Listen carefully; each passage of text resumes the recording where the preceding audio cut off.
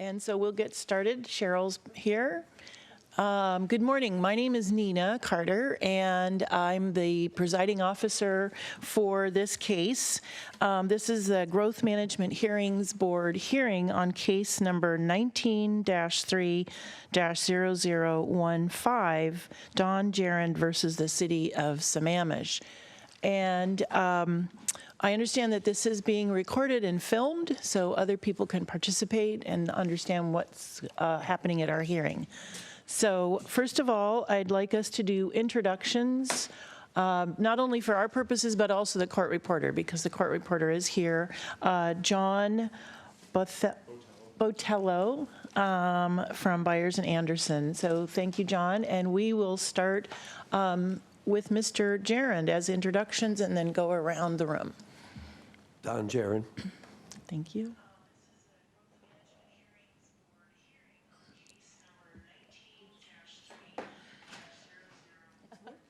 I guess somebody's recording it in the audience. Good morning, board members. My name is Duwana Koloshkova. I represent the petitioner, Mr. Gerend. Thank you. Dean Williams, I also support the petitioner. Cheryl Paston, Acting Public Works Director for the City of Sammamish. Kim Adams-Pratt, one of the attorneys for the City of Sammamish. And David Linehan from Madrona Law Group, also for the Sammamish. Thank you. And Ms. Eddy? Deb Eddy from the Central Washington region of the Growth Board, and I just want to make just a side comment for the record. I have worked with Mr. Gerend from 1999 to 2004 in my capacity as Executive Director of what is now Sound Cities Association. We have not worked together since, but I felt it necessary to apprise you of that. Thank you. Thank you, Ms. Eddy. And I'm Cheryl Flug, the attorney member for the Central Puget Sound Regional Panel. I think you might have to do that over and push the little button so that not that one, it's right next to the microphone. There, the red thing has, yeah, sorry about that. Cheryl, could you say that again? Yeah, Cheryl Flug, the attorney member of the Central Puget Sound Panel. Yeah, thank you. And also, just for the public's information, and maybe those of you who might not have practiced before the board, the Growth Board is made up of 6 members. 3 are attorneys, and 3 are former local elected officials. So I was on the Olympia City Council in the 90s, just after the Growth Management Act was passed, so had to deal with all the first adoption of comprehensive plans and capital facilities. And Ms. Eddy is both. She's both a former local elected official as well as an attorney, and Ms. Flug is an attorney also. So thank you for joining us. And what I'd like to point everyone's attention to are the agenda. We have introductions and preliminary matters, and I believe there are 2 motions that I'd like the parties to speak to. We'll have petitioners' opening arguments for 30 minutes, and then board questions. We'll probably take a short break after that, and then respondents' response for 40 minutes, and board questions, and then petitioners' reply for 10 minutes, and followed by board questions. And we may interrupt you if we don't understand something that you're saying during your presentation, but we'll try to limit that and focus our questions at the end. And last but not least, I'd like to mention that John is taking notes from everything, so when you start to read something, just slow it down because we tend to read faster and faster. So as you're speaking, just remember that John's trying to capture everything here. So thank you. And with that, I would like to move to preliminary matters. From the petitioner side, did you have any motions that you wanted to bring to our attention?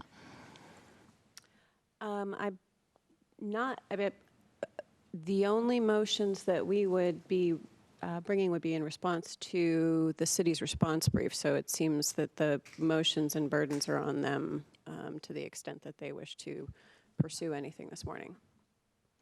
Yes, okay, I'll turn it over to the city. I think you had 2 motions. We did file a motion to supplement the record with 16 concurrency certificates, and we filed that in writing with the board.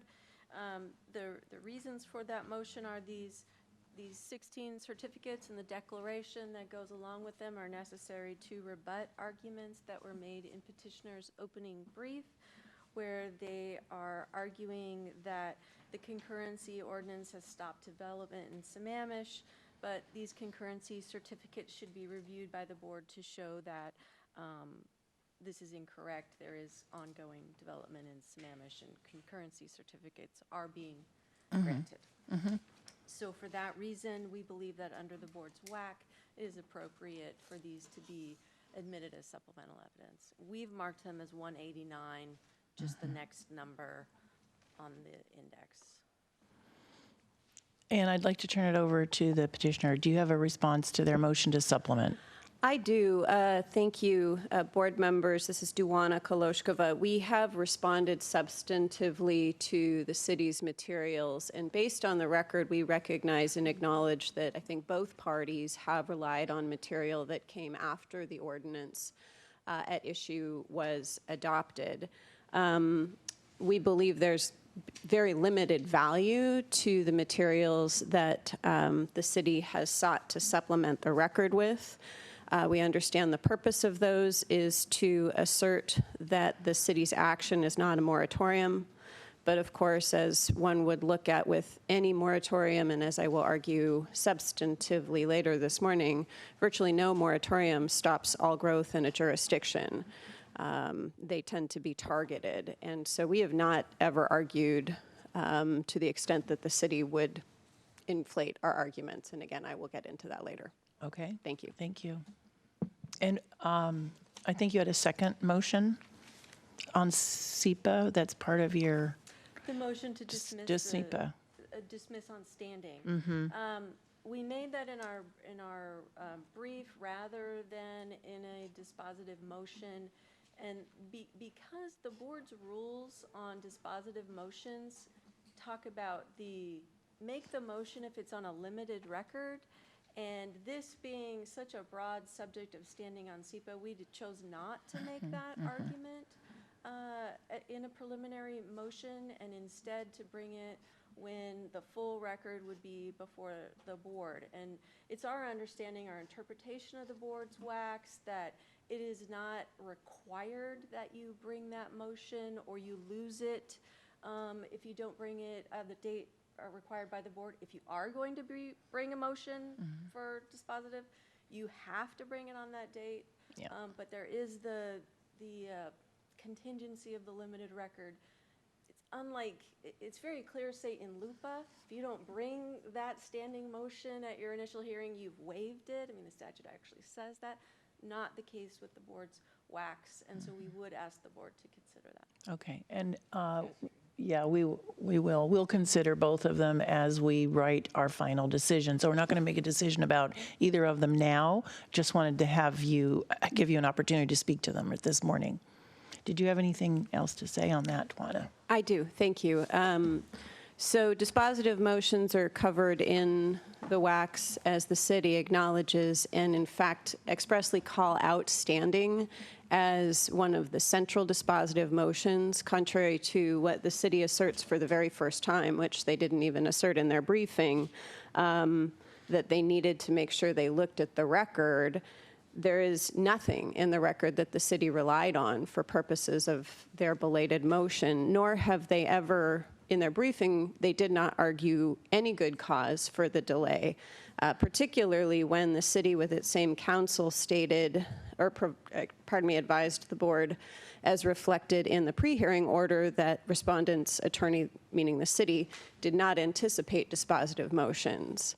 So to wait until a response brief to raise this for the first time with no reliance on the record and no statement in the response brief as to the basis for more than a 6-month delay, we believe is unwarranted. We also disagree with the city's perspective that standing can essentially be, I guess, deliberately delayed as an argument until substantive briefing. The board's orders simply do not support that, nor does the rule. The rule actually says you have to bring standing as a dispositive motion unless you have good cause, and the city has not shown that. To the extent that the board feels that this motion could be deemed timely, then the petitioner would request the opportunity to submit declarations in support of his standing because, again, the city has not borne its initial burden for explaining the delay in its motions.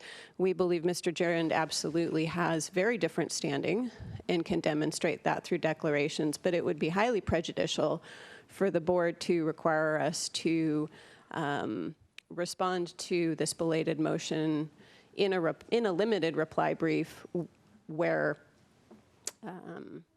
the board has already instructed that that reply brief is really supposed to be quite succinct in nature, shall I say. Thank you. Thank you. Thank you for the positions, both of your positions, and the board members will talk about that as we discuss the case. Okay. So Ms. Eddy or Ms. Flug, do you have any questions or comments? Okay, thank you. So we'll proceed. Petitioner's opening argument for 30 minutes. I have just about 12 minutes after 9, so you have 30 minutes, and we'll try not to interrupt you, but if I do or somebody does, then you'll get that as a credit, 1 minute credit to your 30 minutes. And you may proceed. Thank you. Thank you, board members. And I intend to address comments to the board related to some critical timeline paths and the issues pertaining to participation, SEPA, urban growth, the moratorium issues, and then I will be turning over the second half of our argument to Mr. Williams, who will address the comprehensive plan consistency questions and the methodology discussion points, which are issues 4 through 6. Board members, the city of Sammamish is facing the same questions and trade-offs as all other jurisdictions in this region are presented with as a result of the Growth Management Act's urban growth mandates. This city, like many other cities in the region, is a mirror.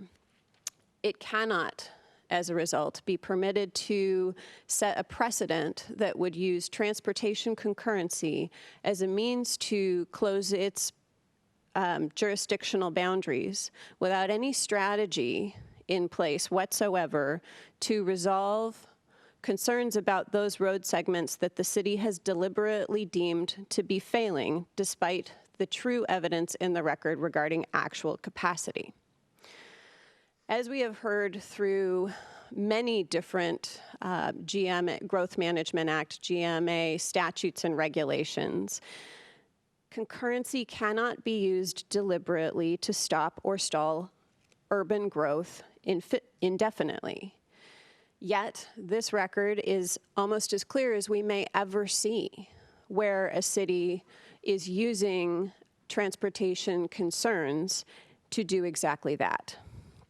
The city's actions, if left to stand, with no environmental review, no strategies for resolution, no meaningful comprehensive plan consistency review, no consideration of the Growth Management Act goals, is the antithesis of what the GMA instructs cities to do as providers of urban growth and providers of public facilities and services. There are a couple of timeline considerations that we believe are particularly pivotal to our arguments to this board. We've tried to set out in detail the timelines in our briefing, and I don't want to revisit the briefing, really, frankly, for this in particular detail or any of my arguments. I don't feel that that gives the board much more information. But in order to set the stage for the issues that I and Mr. Williams are going to talk about, there are certain timing considerations that are very critical. Going back to the fall of 2017, the city adopted again a moratorium on, again, the basis of transportation concurrency. The city maintained that moratorium for more than a year until the end of 2018. In the meantime, the city began its 2018 process of comprehensive plan amendments. And as you've respectfully reviewed probably extensively in the briefing and the record, there was quite a bit of discussion of expanded intersection standards. There was SEPA review pertaining to those standards, and there was a comprehensive plan amendment process associated with those. However, quite late in that process, and in fact, as the council discussed at the last minute, there was a turn towards adopting what is essentially a whole new set of whole new concurrency standard, as I'll call it. By the time we get to fall 2018, so September timeframe, we begin to see a discussion in front of the council of this concept of V over C, or volume to capacity. This is a totally new concept for purposes of the way that the city had been addressing concurrency in the past, and quite significantly a departure from even the expanded intersection standards, which took into account quite a bit more than the city had ever used in its concurrency testing before. Yet, when the city adopted its comprehensive plan updates in 2018, there was no integration of this whole new concurrency approach, no review as to how that might affect the comprehensive plan goals and policies, and absolutely no discussion of how such a system would comport with the city's obligations under the Growth Management Act. This was particularly critical because the system that ultimately was put in place later in the year and through interim regulations and then permanent regulations in 2019 is a completely new hybrid system, not developed by any set of engineers, but picked, as Mr. Williams will speak about, randomly from different manuals in order to accomplish a predetermined goal. There was no thoughtful public participation process provided. The city abandoned, at that point, its comprehensive planning process and turned entirely towards development regulations, thereby avoiding having to consider how this new concurrency system would relate to the rest of its obligations and the rest of its planning and the rest of its comprehensive planning, and no environmental review. There was one hasty planning commission review meeting in March where the planning commissioners said, this is a foregone conclusion, quote, council already made up their minds, unquote. When you said March of 2019, right? 19. That's right. Okay. So we are now at the end of the council's review. If it wasn't clear already what the purpose was of this new concurrency system, it certainly became clear after the council took final action. In August of 2019, when it became apparent to the city that even this new system might permit meaningful urban growth within the city's boundaries, the city deliberately took action to change its transportation improvement package with deliberate objective to ensure that no substantive growth could continue by virtue of making sure that any project that would add a single trip to a Sahali Way segment would fail concurrency. And the city will certainly argue, but wait, you haven't responded that somehow there are these other concurrency certificates which are still being issued. And I'd like to turn to that point first. I'm going a little out of order in my arguments, but as a result of the discussion and where we started with the motions, I think it's important to talk about this right off the bat. The fact that the city can issue a concurrency certificate for 1 or 2 units within an urban growth area of Washington State and argue that that is somehow sufficient as a long-term strategy to handle its transportation obligations under the Growth Management Act cannot be perceived as anything but a moratorium. I would ask the board to look at all the different moratoria which have been reviewed over the years. None of them completely stop growth. There is always an exception. The moratorium is not the complete halt of everything anywhere ever.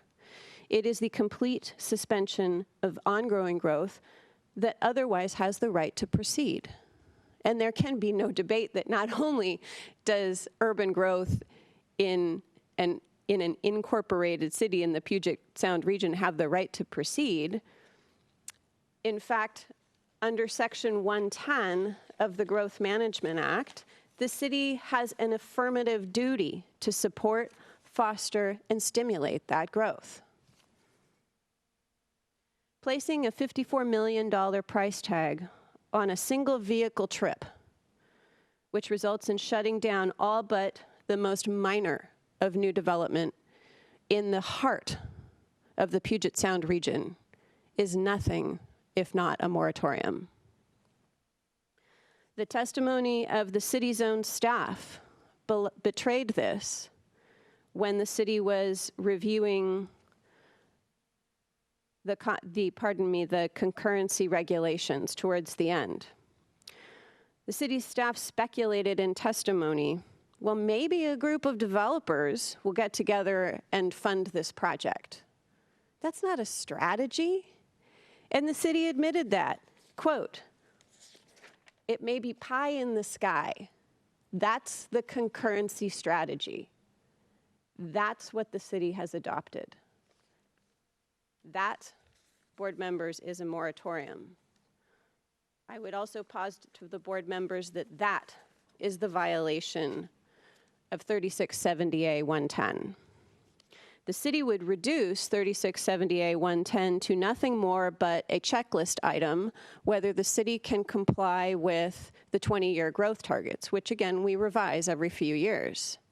If that's all that 110 is, then why doesn't it just say that? Why wouldn't 110 just say, okay, you don't have to affirmatively support, foster, stimulate growth. We're rejecting all of these board decisions that say that about 110. If you can accommodate your growth, you don't have to do anything else. You can close your doors. The Growth Management Act has never said that.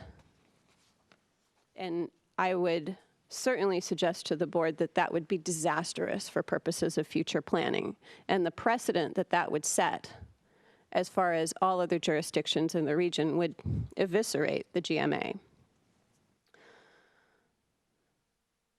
The proof behind what I'm speaking about is found in the record in the various memos that 10W and Transpo submitted, most of which were uncontroverted. And in fact, the testimony of Victor Sailman in the transcripts which we submitted is consistent with that review, and consistent with the fact that there are no strategies for how the city now is going to deal with this concurrency system that it has set up.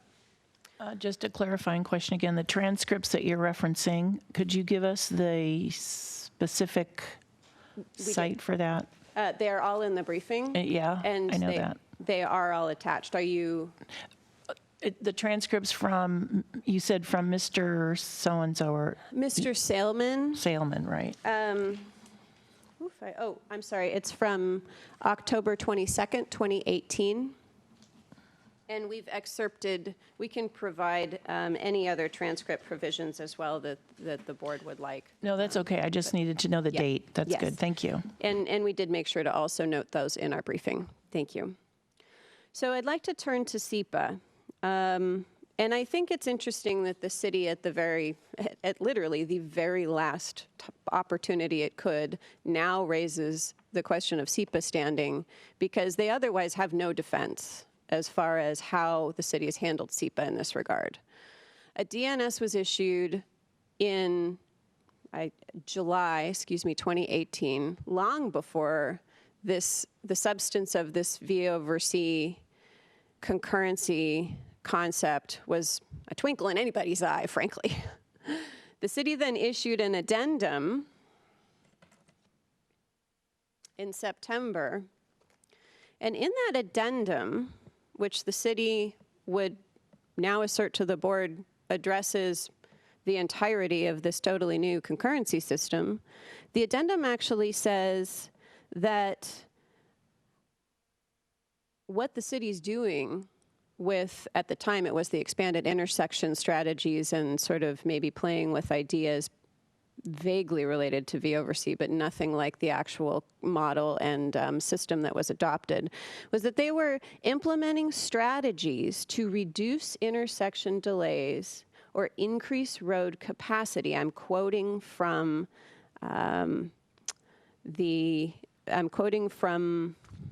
Exhibit 130, page 9946. The city will construct new projects. City will improve existing intersections and roads. Where is the evidence that the city is doing any of that as part of its actual adopted action? The city instead has a dismissive approach that states that they respond, well, there's going to be less traffic. And so how could there possibly be any negative impacts to that? If that's the case, then why would the city avoid SEPA review? And why would the city not wish to consider all of the actual impacts of these deliberate planning choices?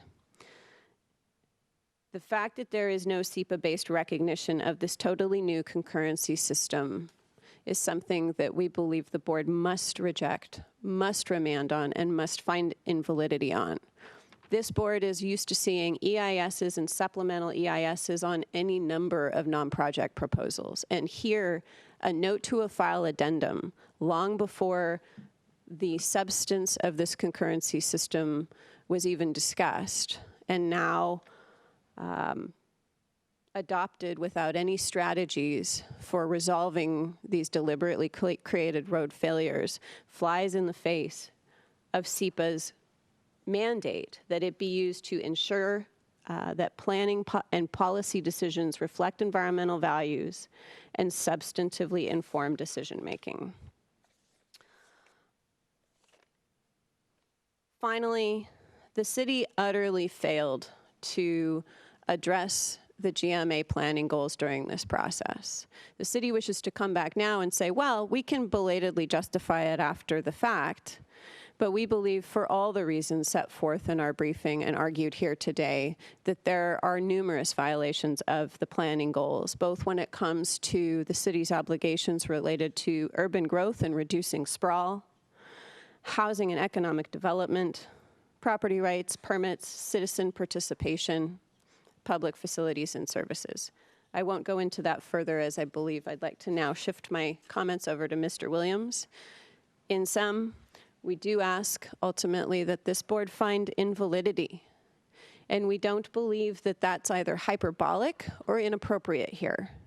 In the 30 years that this city has been incorporated, it has spent virtually a third of that time under some form of moratorium, always related to transportation concurrency. And now, with no strategies for resolution, no coordination with other jurisdictions, and in the utter absence of meaningful SEPA review and consideration of the GMA's goals and the city's obligations to foster and encourage urban growth. Thank you. Thank you, members of the board. I'll start with issue 4, which argues that adopting this ordinance outside of the comprehensive planning process is a violation of the GMA. And it is possible there's only one statutory provision necessary to resolve this issue, 3670A-0406B, which says that local jurisdictions must adopt and enforce ordinances which prohibit development approval if the development causes the level of service on a locally owned transportation facility to decline below the standards adopted in the transportation element of the comprehensive plan. If there's no standard in the comprehensive plan, there's nothing to decline below. The city's argument is that because they reference volume to capacity ratios on segments and corridors in their comp plan, they have met their burden and they cannot be in violation of the GMA. But volume to capacity as an idea is not a standard. It is one example of how to calculate a standard, but you can't decline below the words alone in the comp plan because they don't specify a value to decline below. Concluding that this is enough ignores the plain language of the statute.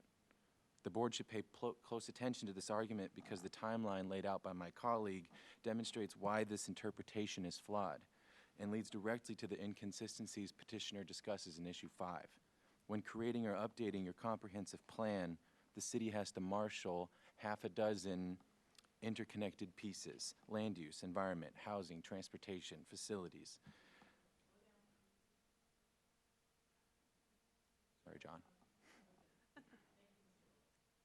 The level of service standard is the policy benchmark that drives considerations such as, do we have a complete inventory of our capital facilities? If I maintain this level of service standard for the next 6 years, will our capital facilities be able to accommodate the population growth we are expected to absorb?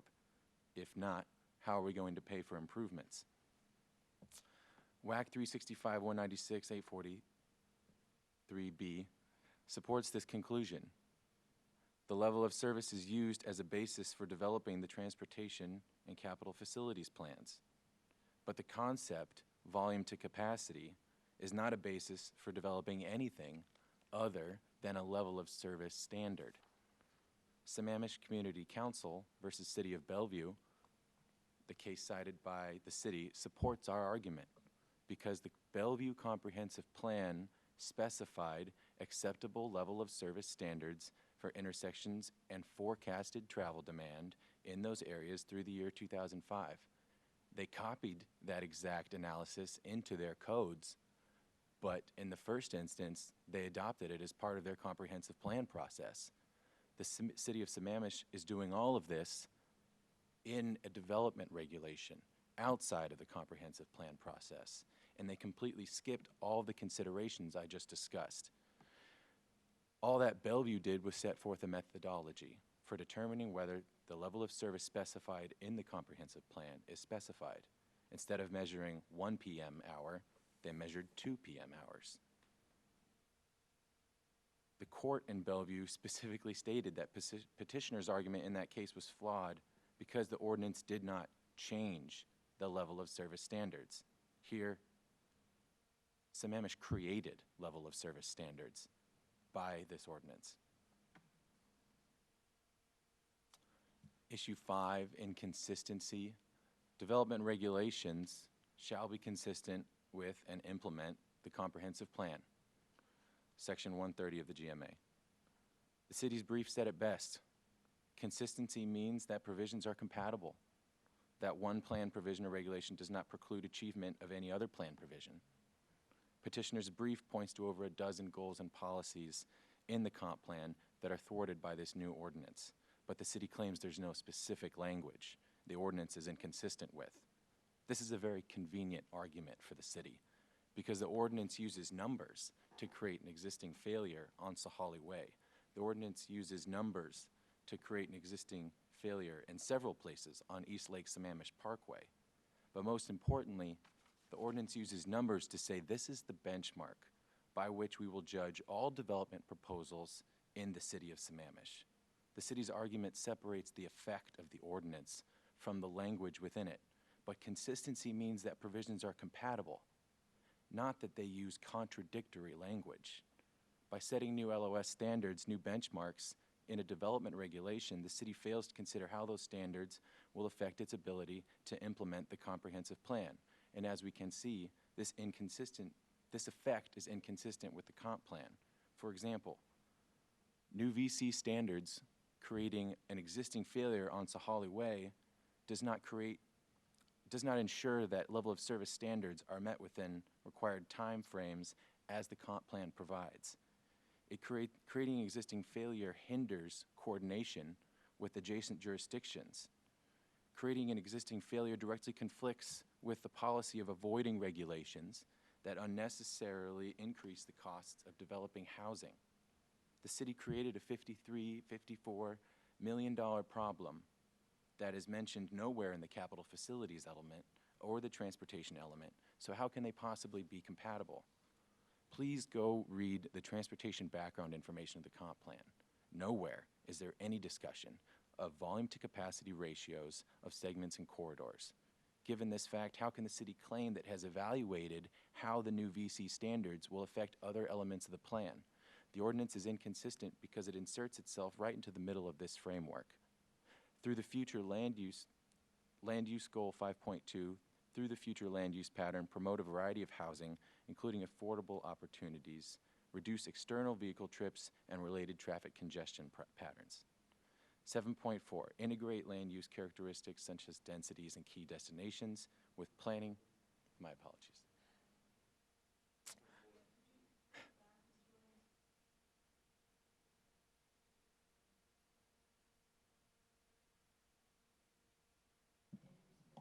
Okay. If we look at land use goal 7.4, for instance, integrate land use characteristics such as densities and key destinations with planning for road connections and connectivity between neighborhoods.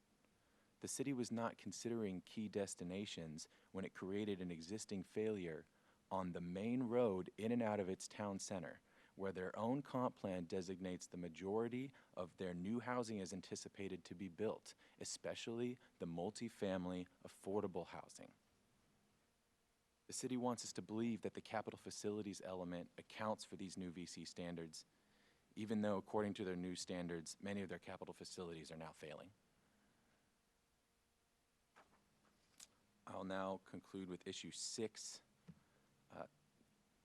How much time do I have by your clock?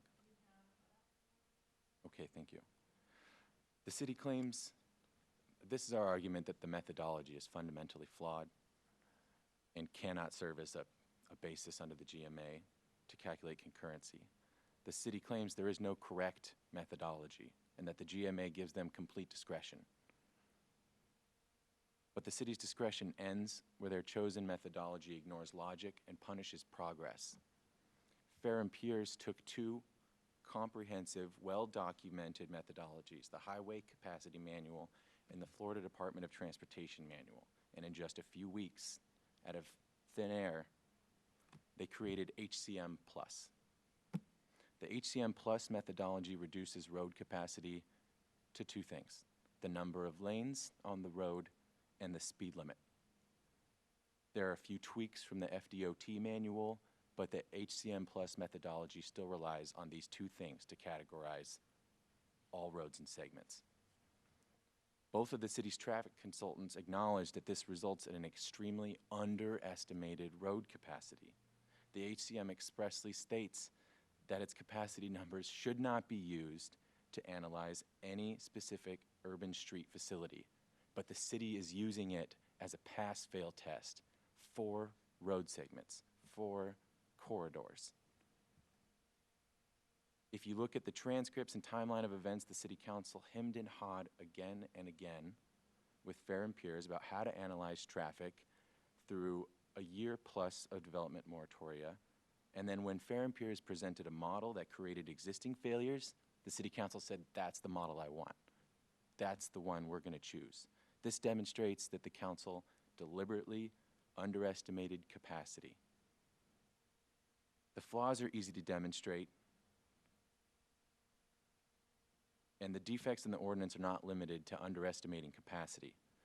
Kevin Jones of Transpo Group reiterated a key point made by the city's own consultants in his May 23rd, 2019 memo, which is Exhibit 174.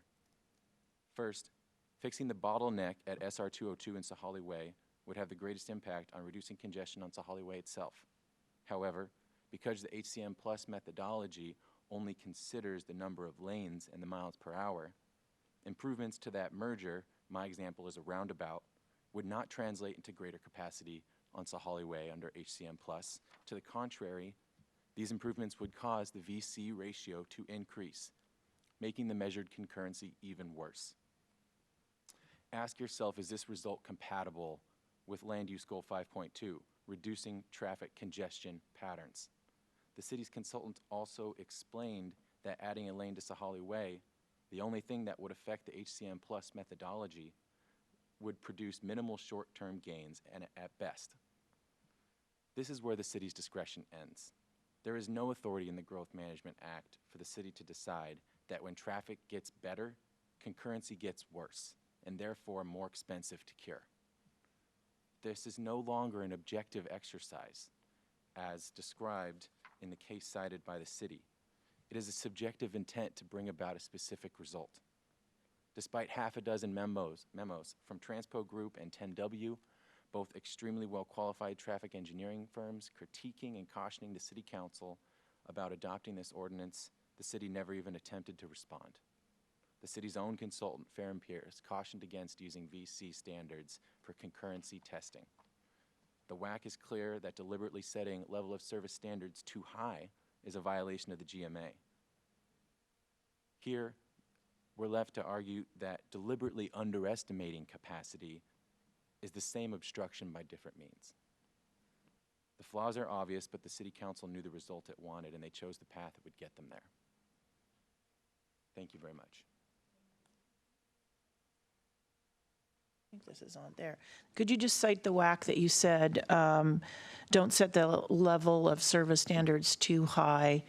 Is that 197.11, is that 197.11, 600?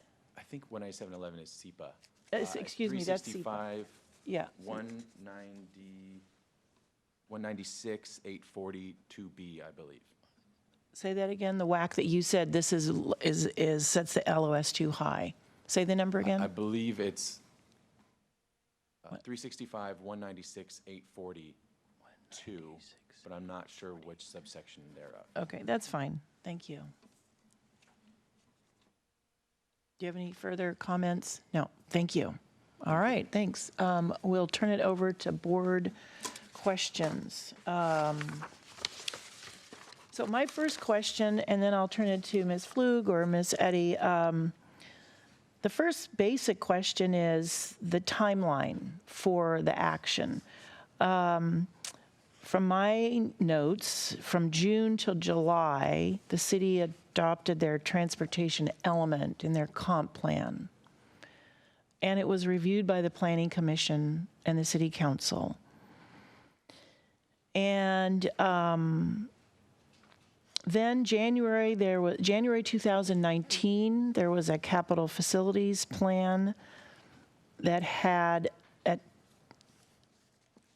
a VC standard referenced in it.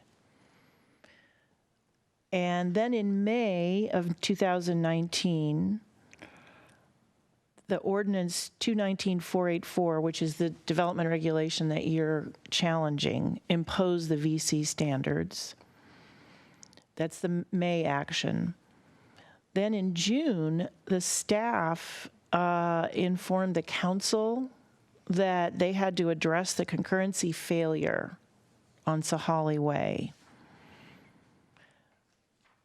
And I'm just trying to get the timeline here because this challenged ordinance is in May, and then June, the council adopts this change to the transportation improvement plan.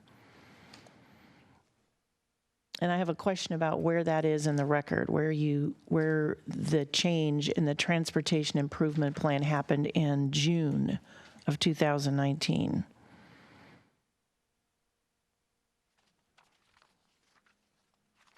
Then the petitioner files their PFR against Ordinance 2019-484, saying that the city is not in compliance with GMA and SEPA. Then, and this is my main question, in August, there's this question about the town center concurrency and the special meeting that the city council had and the questions to staff.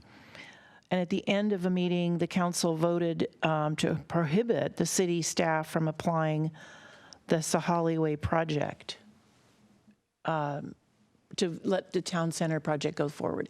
My question is, does all of that action after the May 23rd ordinance adoption, what does it have to do with the challenged ordinance?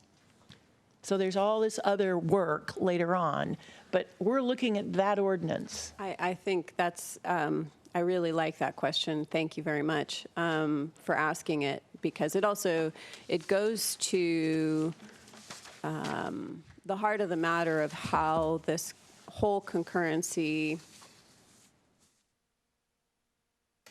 system works for the city and why it ends up being essentially a moratorium with no way out.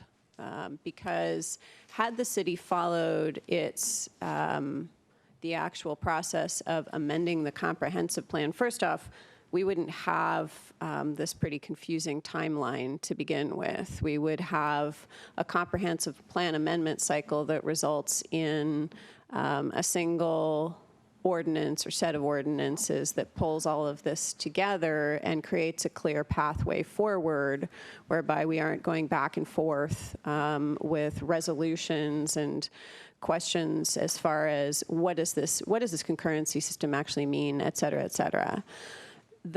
So the result of those then back and forthing on the TIP, the reason that that's important is because it shows that the challenged action is inconsistent with both the comprehensive plan policies that we've pointed out and the city's duties under the Growth Management Act and the city's failure that it has never taken a look at how its concurrency system comports with, for example, the planning goals. We can cite to the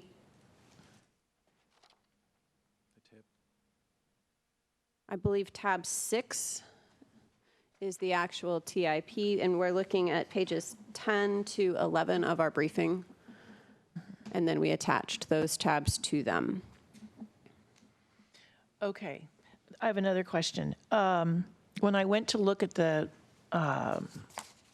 comprehensive plan, capital facilities plan, I did find references to VC, the velocity and capacity, in both the transportation plan, policy T1.1 and 1.3. So there it says VC. That's in the comprehensive plan. So help me understand why the city was not acting consistently between the comp plan and their development regulation. Thank you. Simply referencing volume to capacity ratio, segments and corridors,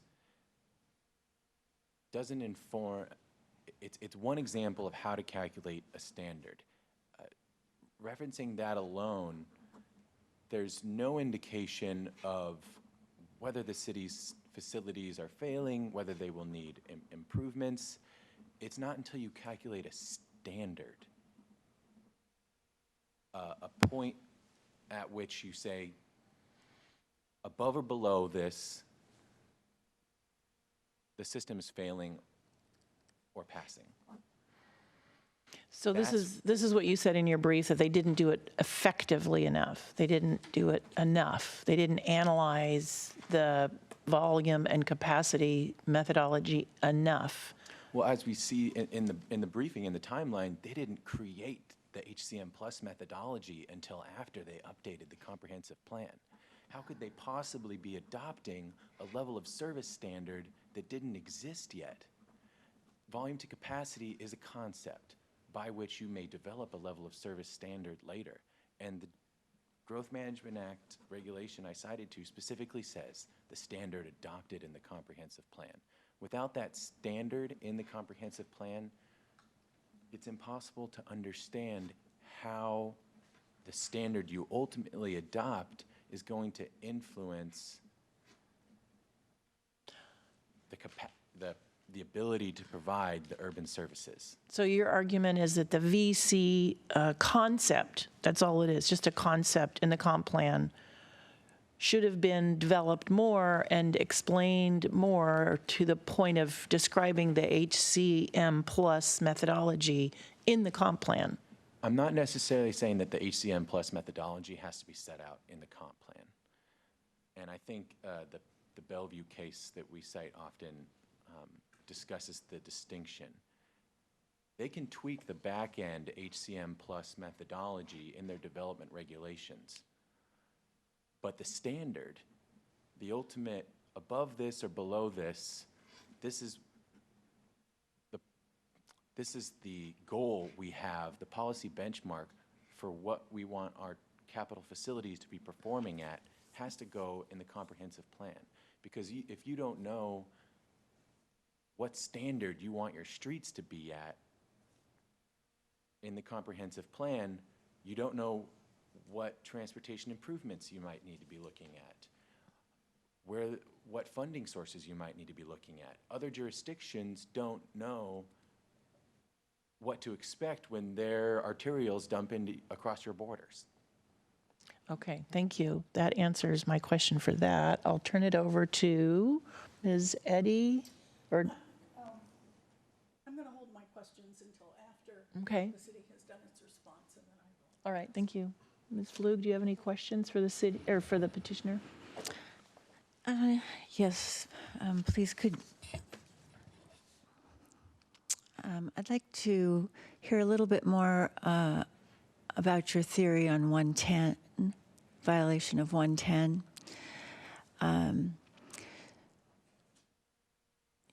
You paraphrased the city as asserting that as long as they were meeting their growth targets, they would be complying, and that wasn't sufficient to meet the standard of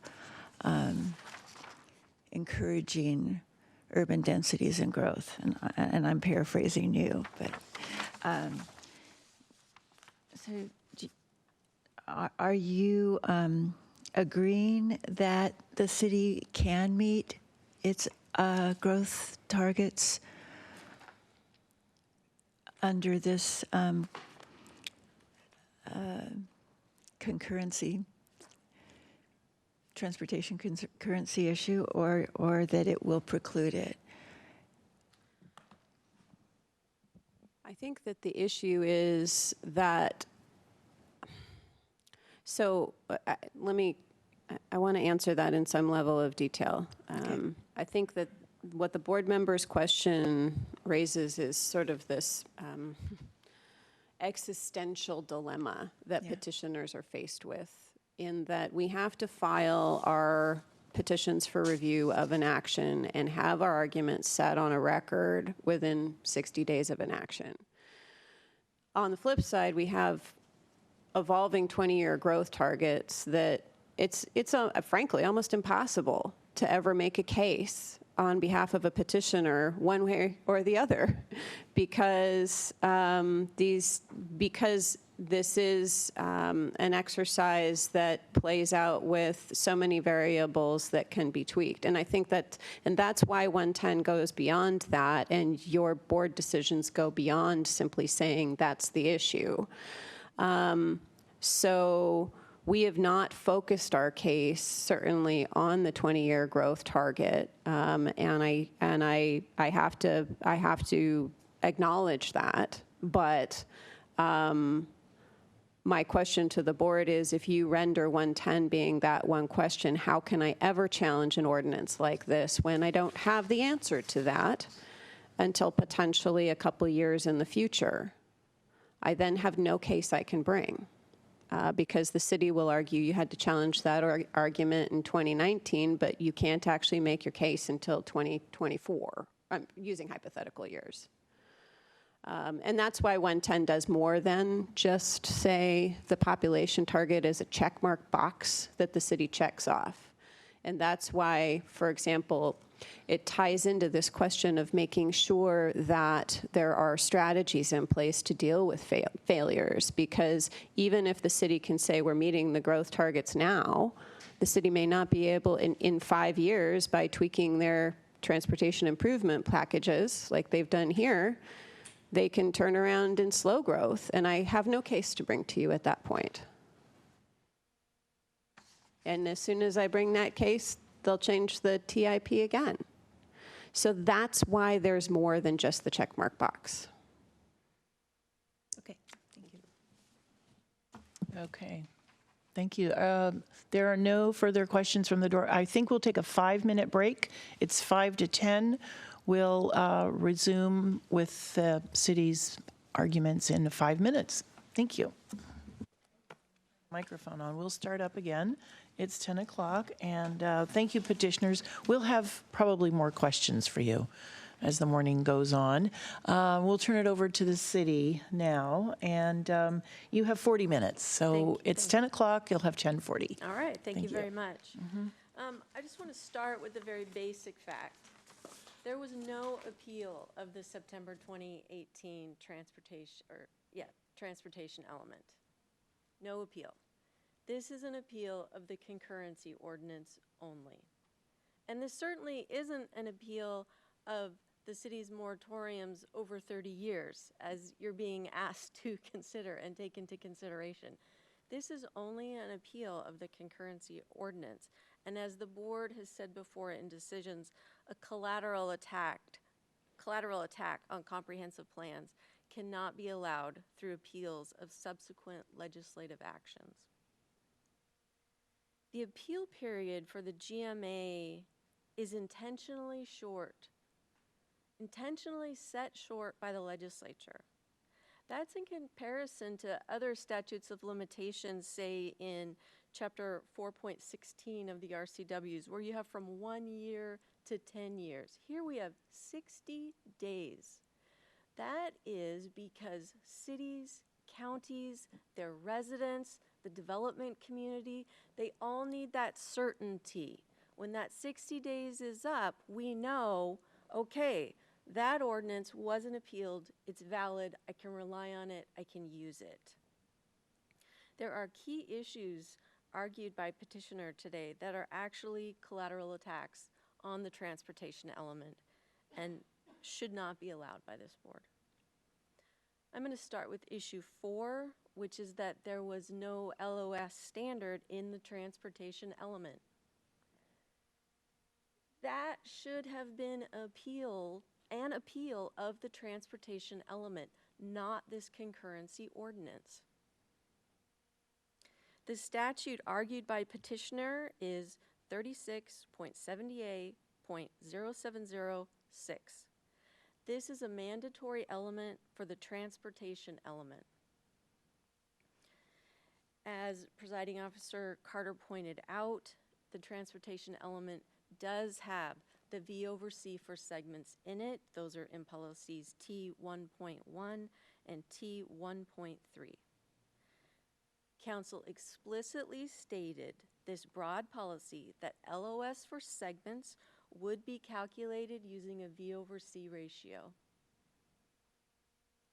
8 months later, Petitioner filed his appeal with the board, arguing that this wasn't enough. There had to be more specificity in the transportation element. There was a 60-day appeal period on that, not 8 months.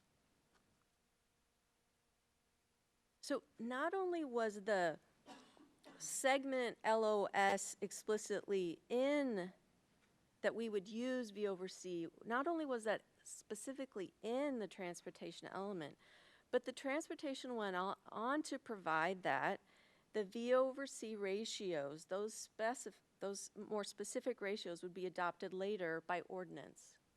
That's in Exhibit 31, which is the transportation element, at page 02957. This was not appealed. Council wasn't hiding the ball. This is right there in their transportation element. Per the Growth Management Act, the city did correctly include in its comprehensive plan the broad policy. That's what comprehensive plans are for. They included the general measurement approach for concurrency measurements in its comprehensive plan. The methodology was then adopted in the concurrency ordinance. And the Sammamish Community Council case that we're all talked about says that that's where that can be done, is in code. It doesn't have to be in the comprehensive plan, the methodology. And I think you can see from the parties' dispute in issue 6 over what methodology should be adopted, how much methodology plays into those calculations. If you have set 1.1 as your ratio for corridors and you use the city's methodology for capacity, you get a very different answer if you were to use Petitioner's the methodology that he would prefer. So methodology is really everything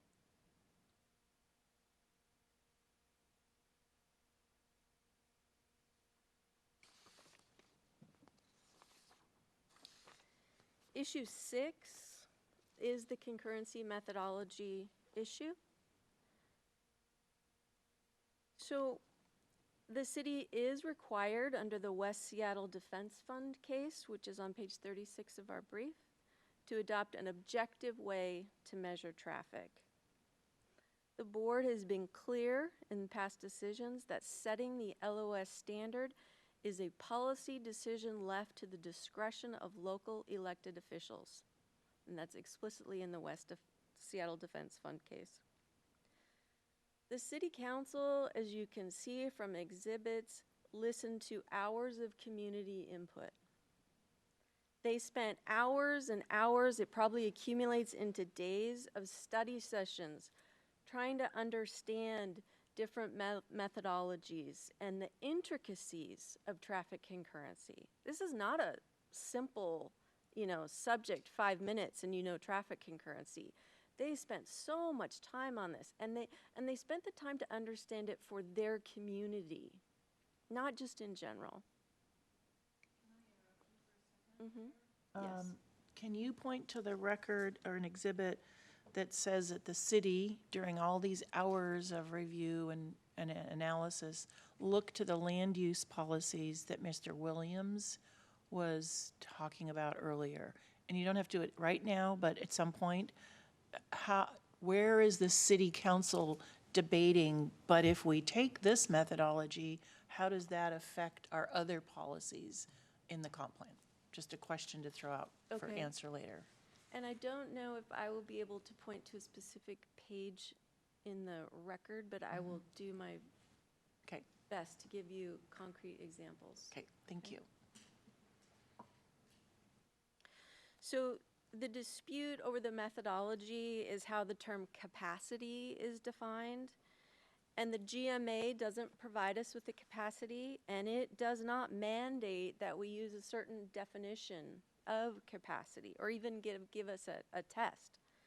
The City Council adopted the methodology in the November 16th, 2018 Fair and Peers memo, which has a very catchy title, Measuring Concurrency for Segments and Corridors, HCM 6th edition modified. I'll just refer to it as the November 2018 memo.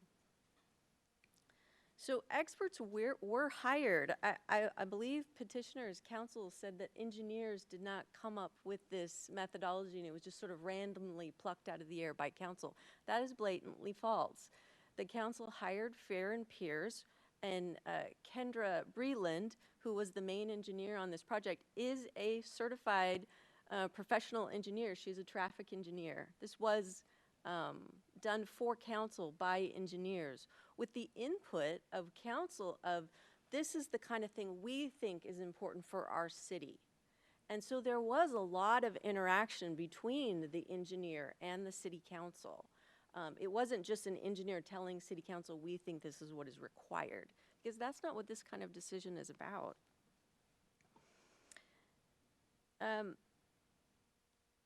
You've heard the argument from plaintiff's counsel that, well, they didn't rebut what 10W or Transpo, other traffic engineers, said. First, I will say, council listened to them. There were multiple memos given to them, which you have in the record. There was public testimony, and council listened to those opinions. This is not, say, an EIS, where the city is required to rebut and respond to every counter argument made. City council can sit, listen, digest. They do not have to give Transpo a written critique of their analysis. That's not required. This is a legislative action.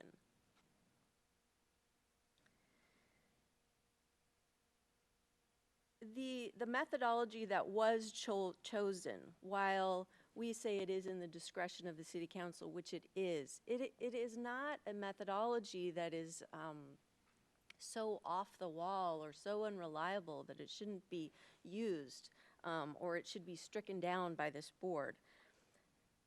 When you look at the November 2018 memo from Fair and Pierce, you see that the tables chosen from the HCM state that they are appropriate to be used for this sort of planning purpose. And it was modified to apply to circumstances in Sammamish with some criteria from the Florida DOT manual. So it was very much tailored to Sammamish, and we are allowed to do that under GMA. Issue 5 is inconsistency. I mean, the question for the board is, does the concurrency ordinance preclude achievement of comprehensive goals? And I say preclude because as we know, a lot of GMA goals and a lot of the different statutes, they bump up against each other. I mean, saving critical areas bumps up against economic development. We all know that. We have to make them work in concert. We have to try and harmonize them all. But you know, it's not a puzzle pieces that fit exactly together. It requires a lot of work to get these to all work together. So you have to look at, does it preclude the achievement of the comprehensive plan provision? We would say it certainly doesn't preclude the provisions in the transportation element because T1.1 and T1.3 specifically refer to the oversee ratios being used for segment LOS that was added into the comp plan. In regard to the housing element, Petitioner says that the city didn't consider growth strategy, and they point to housing policy H.5 or goal H.5 and policy H2.8. And then I interpret Petitioner's what they're saying about these goals and policies is that you are to allow uninhibited growth regardless of existing or planned transportation facilities. And that is not what that goal and policy say. The concurrency ordinance in no way precludes the type of growth that's talked about in that goal and policy. They use as their example, petitioners use as their example the need for the town center housing. And in the record in Exhibit 180, and Presiding Officer Carter has referred to, there were concurrency certificates issued for town center development, 2 of them.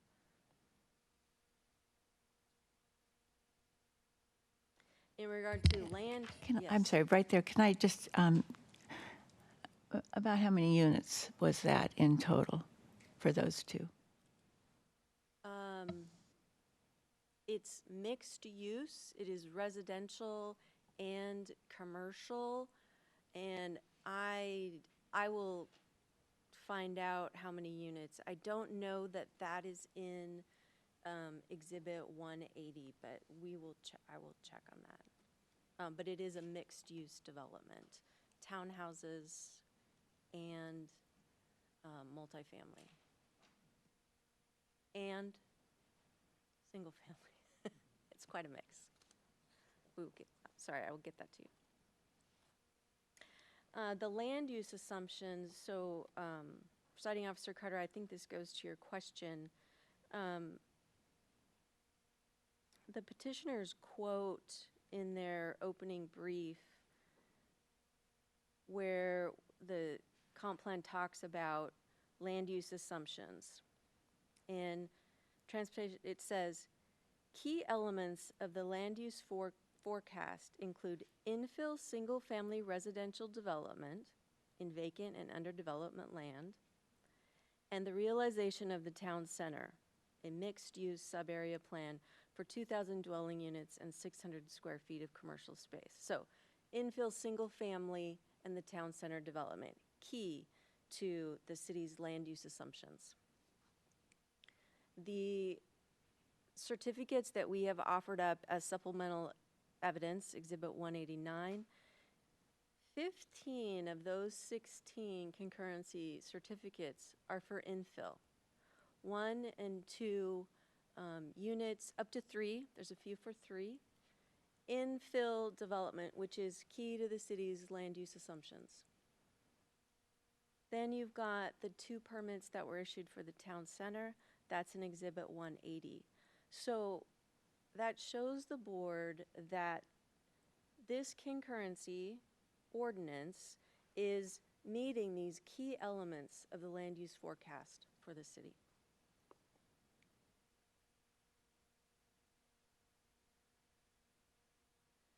Issue number 1 is public participation. I would ask the board to consider the facts of public participation as we have laid them out in our brief. The actual processes followed, the actual notice given, the actual number of public hearings. I understand that, you know, petitioner may not appreciate that things, that there was a back and forth, that council, he thought they were going one way and then they went another. I can understand that's frustrating, but that is not a violation of public participation. I think that actually shows you this was never a foregone conclusion, as petitioners argue. There was a lot of robust debate on what should happen with this, but there was always public participation and appropriate notice.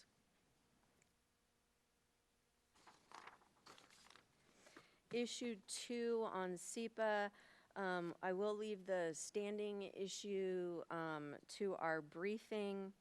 And on the merits, the SEPA addendum process is a valid, well-recognized, and actually encouraged use under SEPA. If something has already been analyzed, don't recreate the wheel. Use your existing environmental documents. Use an addenda if you see that the changes that are made are not going to cause probable significant adverse impacts. That's what the city used here.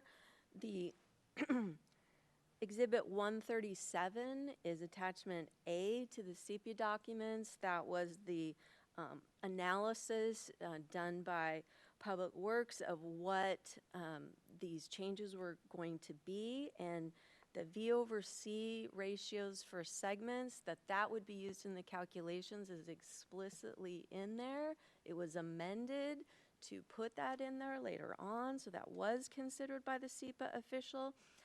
And I think the thing we're forgetting, or sorry, the city isn't forgetting, but I think I would ask the board to really focus on is that petitioners aren't considering the mitigation. There's no significant adverse environmental impact if it's going to be mitigated. Mitigation can be from the code. Mitigation can be from SEPA conditions. And we see that all the time. Subdivision comes in, you may not need an EIS because the code mitigates those impacts. And that is what Exhibit 137 Attachment A points out, is that there is mitigation in the code, and that would be in Chapter 21A, the Development Code for Sammamish, and Chapter 20.15, the SEPA Procedures and Substantive Authority. Exhibit 137 Attachment A also talks about mitigation that would need to be done for various projects. And it does consider, when you look at the SEPA checklist that was done by the city, it does have in it consideration of the built environment.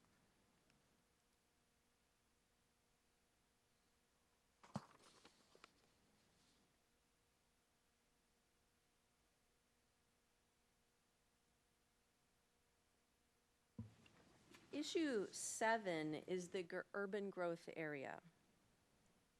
And I think it's been referred to as an existential dilemma.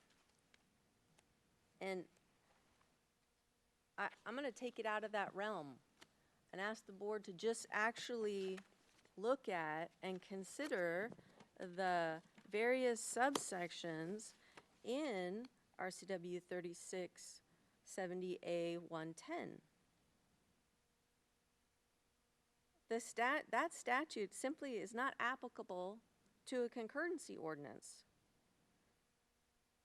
Petitioners cite to 4 subsections. 110 subsection 1 includes no requirements for cities. Subsection 2 requires the city to, quote, include areas and densities sufficient to permit its allocated 20-year urban growth. The concurrency ordinance does not set densities. If it did, we would be in more trouble with the board. That is not the purpose of a concurrency ordinance. Subsection 3 of 110 dictates where urban growth should be located. The concurrency ordinance did not set the city's urban growth boundary, and it's not supposed to.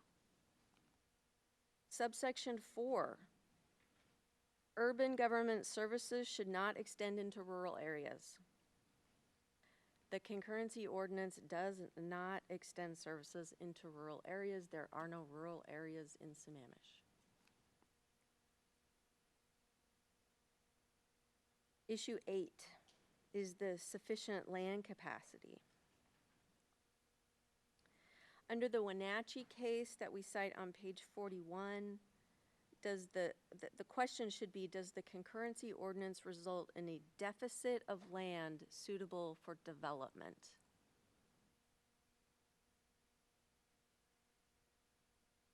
The concurrency ordinance does not decrease suitable lands in the city. That is not its purpose. Its purpose is preclude development that doesn't have traffic concurrency unless it's in place in 6 years. That's what the concurrency ordinance is supposed to do. It's what it's required to do by GMA. And I think, again, if you look at the key elements that the transportation element of the city looked at for the land use assumptions that it considered when it was adopting the transportation element, again, it said key is this infill single family and realization of the town center, both of which are still occurring since this concurrency ordinance has been adopted.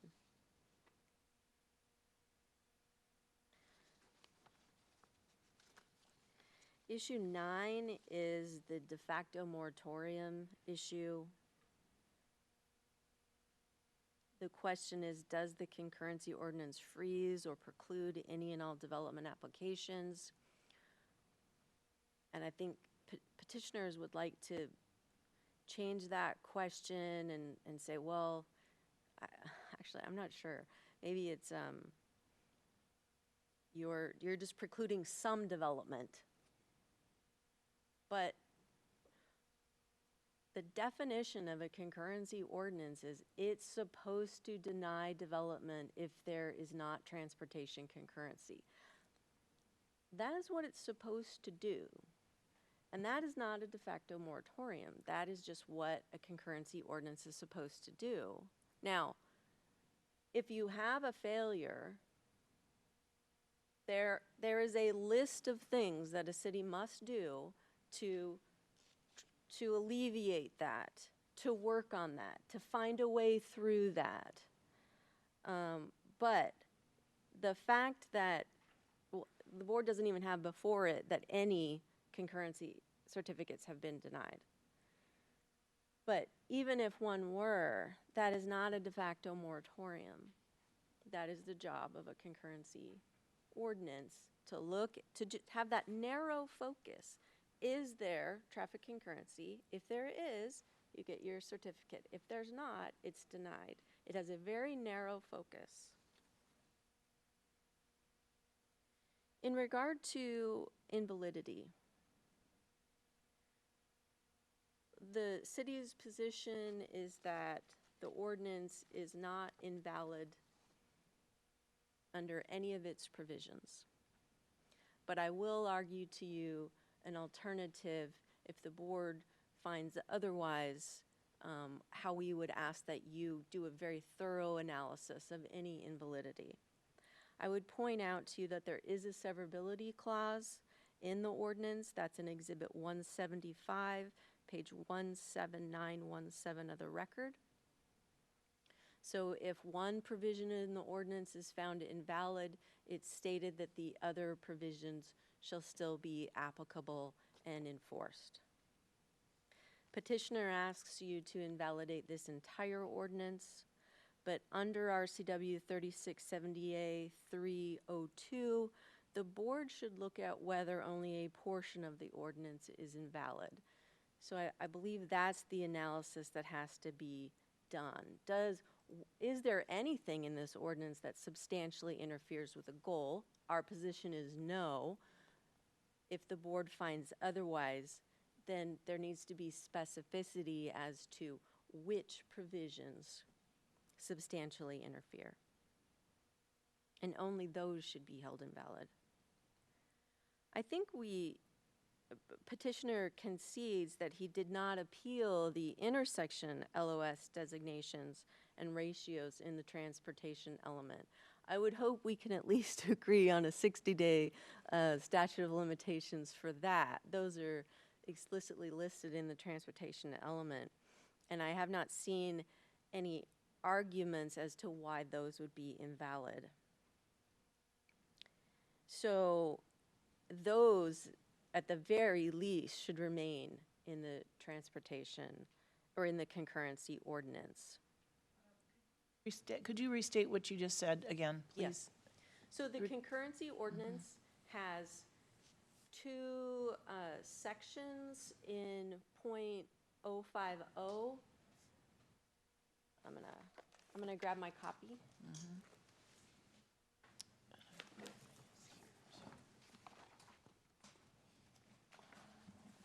So the ordinance was attached to the petition, yeah. Yeah, was it? I think Attached. it's attached to the petition, and it's Exhibit 175 in the record.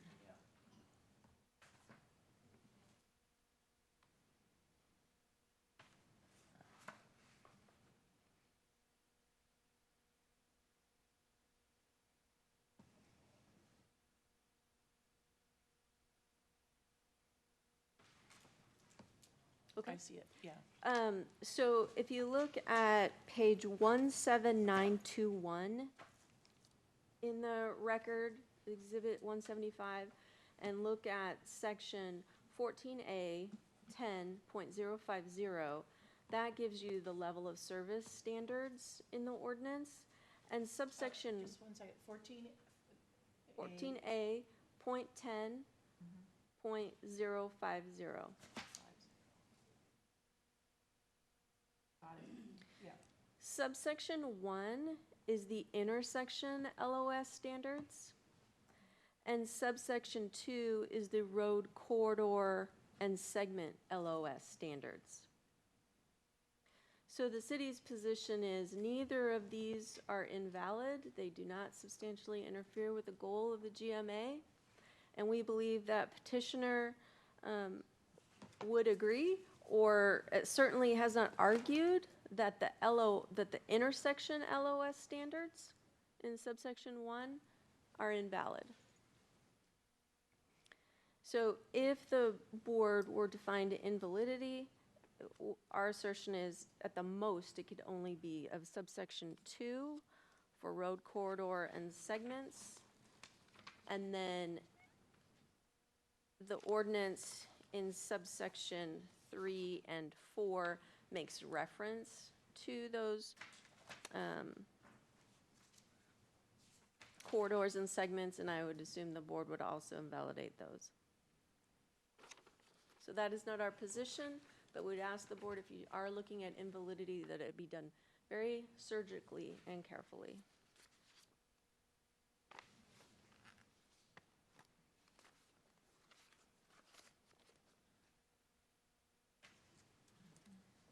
To find invalidity, the board has to look at whether a goal has been substantially interfered with.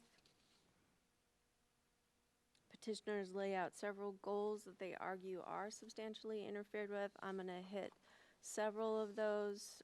Goal 7 is for permit processing. I would like to point out to the board that this is a process goal, that permits are to be processed in a timely and fair manner. Petitioners in their reply brief say, well, it's not fair to make a developer pay for improvements.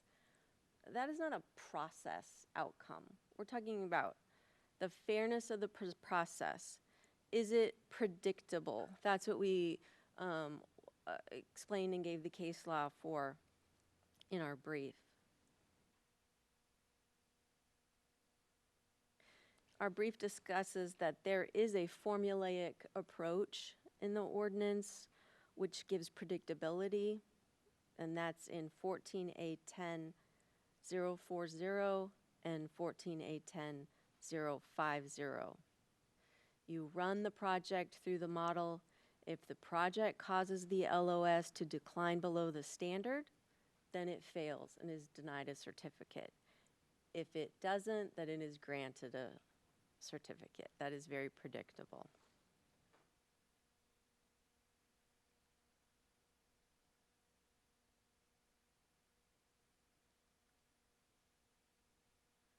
Goal 12 is public facilities and services. And again, the city asserts there's no substantial interference there.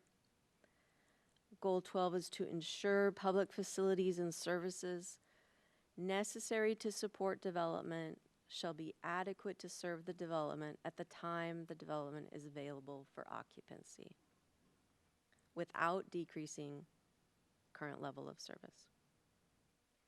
So there is a timing variable in this goal. I believe that petitioners are interpreting this as the city has to have these facilities just ready and waiting for any and all developments, but that's not what the GMA says. A concurrency is mandated to monitor this, to keep an eye on it so that development is prohibited if approval would cause the LOS to decline. And if it does decline, then GMA tells cities, you have more work to do. You've adopted your concurrency ordinance, but you've got a failure, and now you have more work to do. And that work entails more than just a tip. You can look at strategies for public transportation, rideshare, demand management, management strategies, reevaluating the LOS, deferring projects, conditional approval, redesigning a project. Redesigning a project to reduce trip generation. Do improvements to increase the capacity of a facility. There are a myriad, there are a menu of options, and the city council is the appropriate body to go through and decide what is right in this case, what is right in Sammamish. So what I see as the continued work to be done is on two fronts. One is when there is an actual application for concurrency that fails, which is not before this board. You look at that particular development and what can be done. And then there is the further work for the legislators in the city council. A failure alone does not violate GMA, but it means you have more work to do.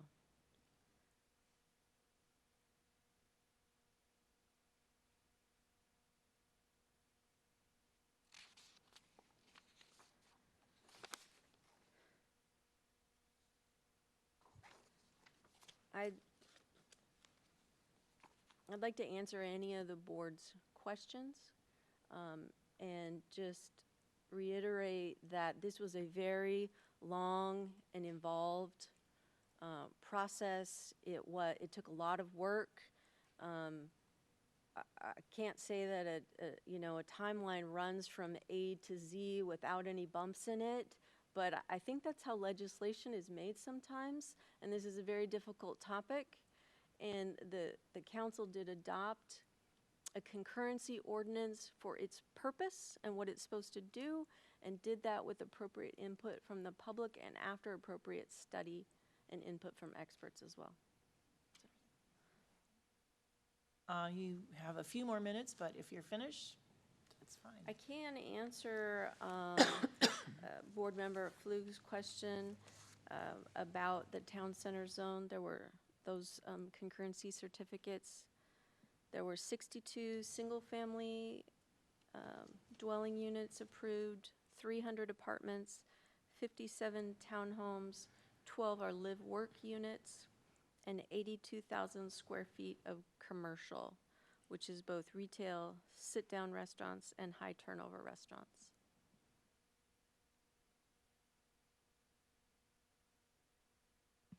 Okay, do you have any further questions for the city? I do have some questions, but if you'd like.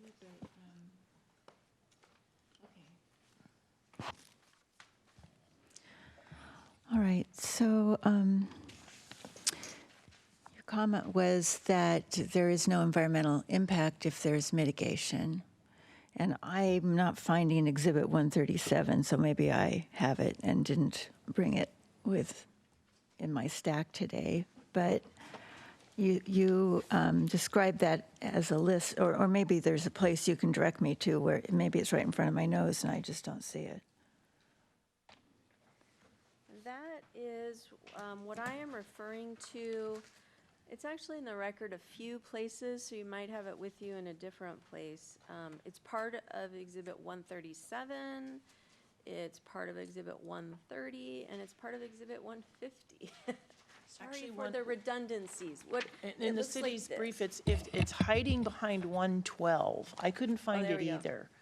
It's on the same tab thing, so it's hiding behind 112, and it does have attachment A. Attachment A, vicinity map on the front of it. It is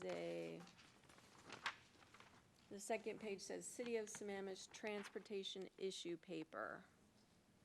It's on page, starts at page 10116 of the record, if you have it, fate stamps numbered in order.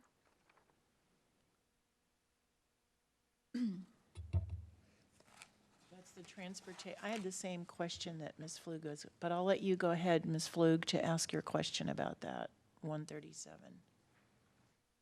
Okay, well, you were alleging that there's a list of things that you could do to remedy, and I was not finding that. There's not I'm sorry if I mischaracterized that. There's not a list of, this long list of these are all of the mitigation measures, but it does say there's policy language. I'm quoting here.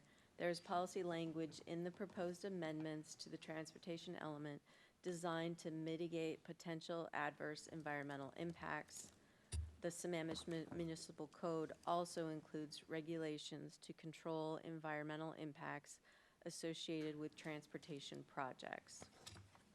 So we've got it in goals and also in actual development regulations where you're mitigating for the impact that may be caused if you weren't mitigating for them. Well, I guess what I'm getting at here is if the developer is supposed to mitigate the impact and the problem is transportation, and as I look through the goals and policies, I'm seeing things like transportation demand management, encourage, people to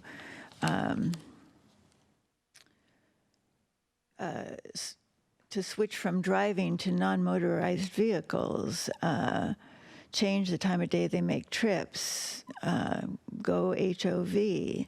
How does a developer do that? Well, I've seen it actually in even, sorry, my 40 minutes are up. I've seen it actually even explicitly where covenants are required, say, where if it's an employer, they are going to do variable work shifts to accommodate, so not everyone is driving at that AM and PM peak hour, where those are recorded or on file with the city.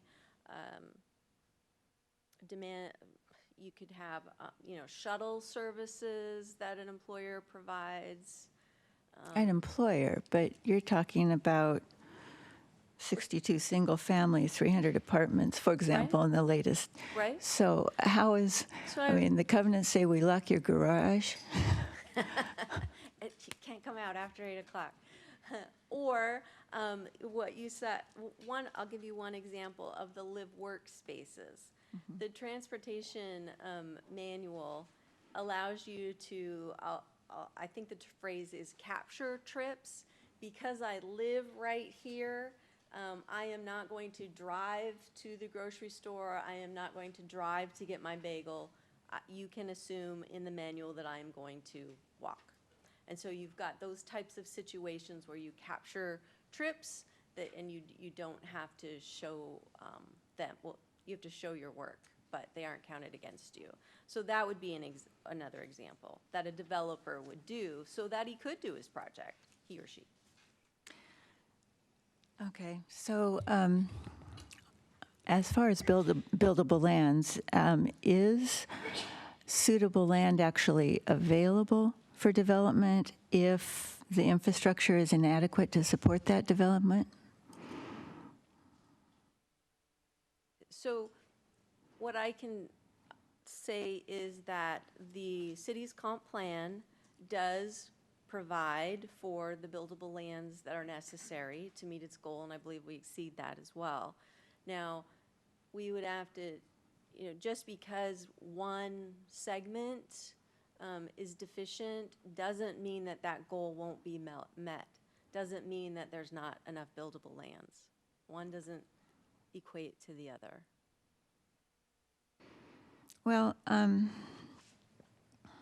mean, obviously, it's a legal brief with a series of issues, and you're going to go issue by issue, but it seems like there's some risk of having kind of a technical response that doesn't really address the big picture that the petitioners are bringing forward. And, so that's a forest for the trees thing. And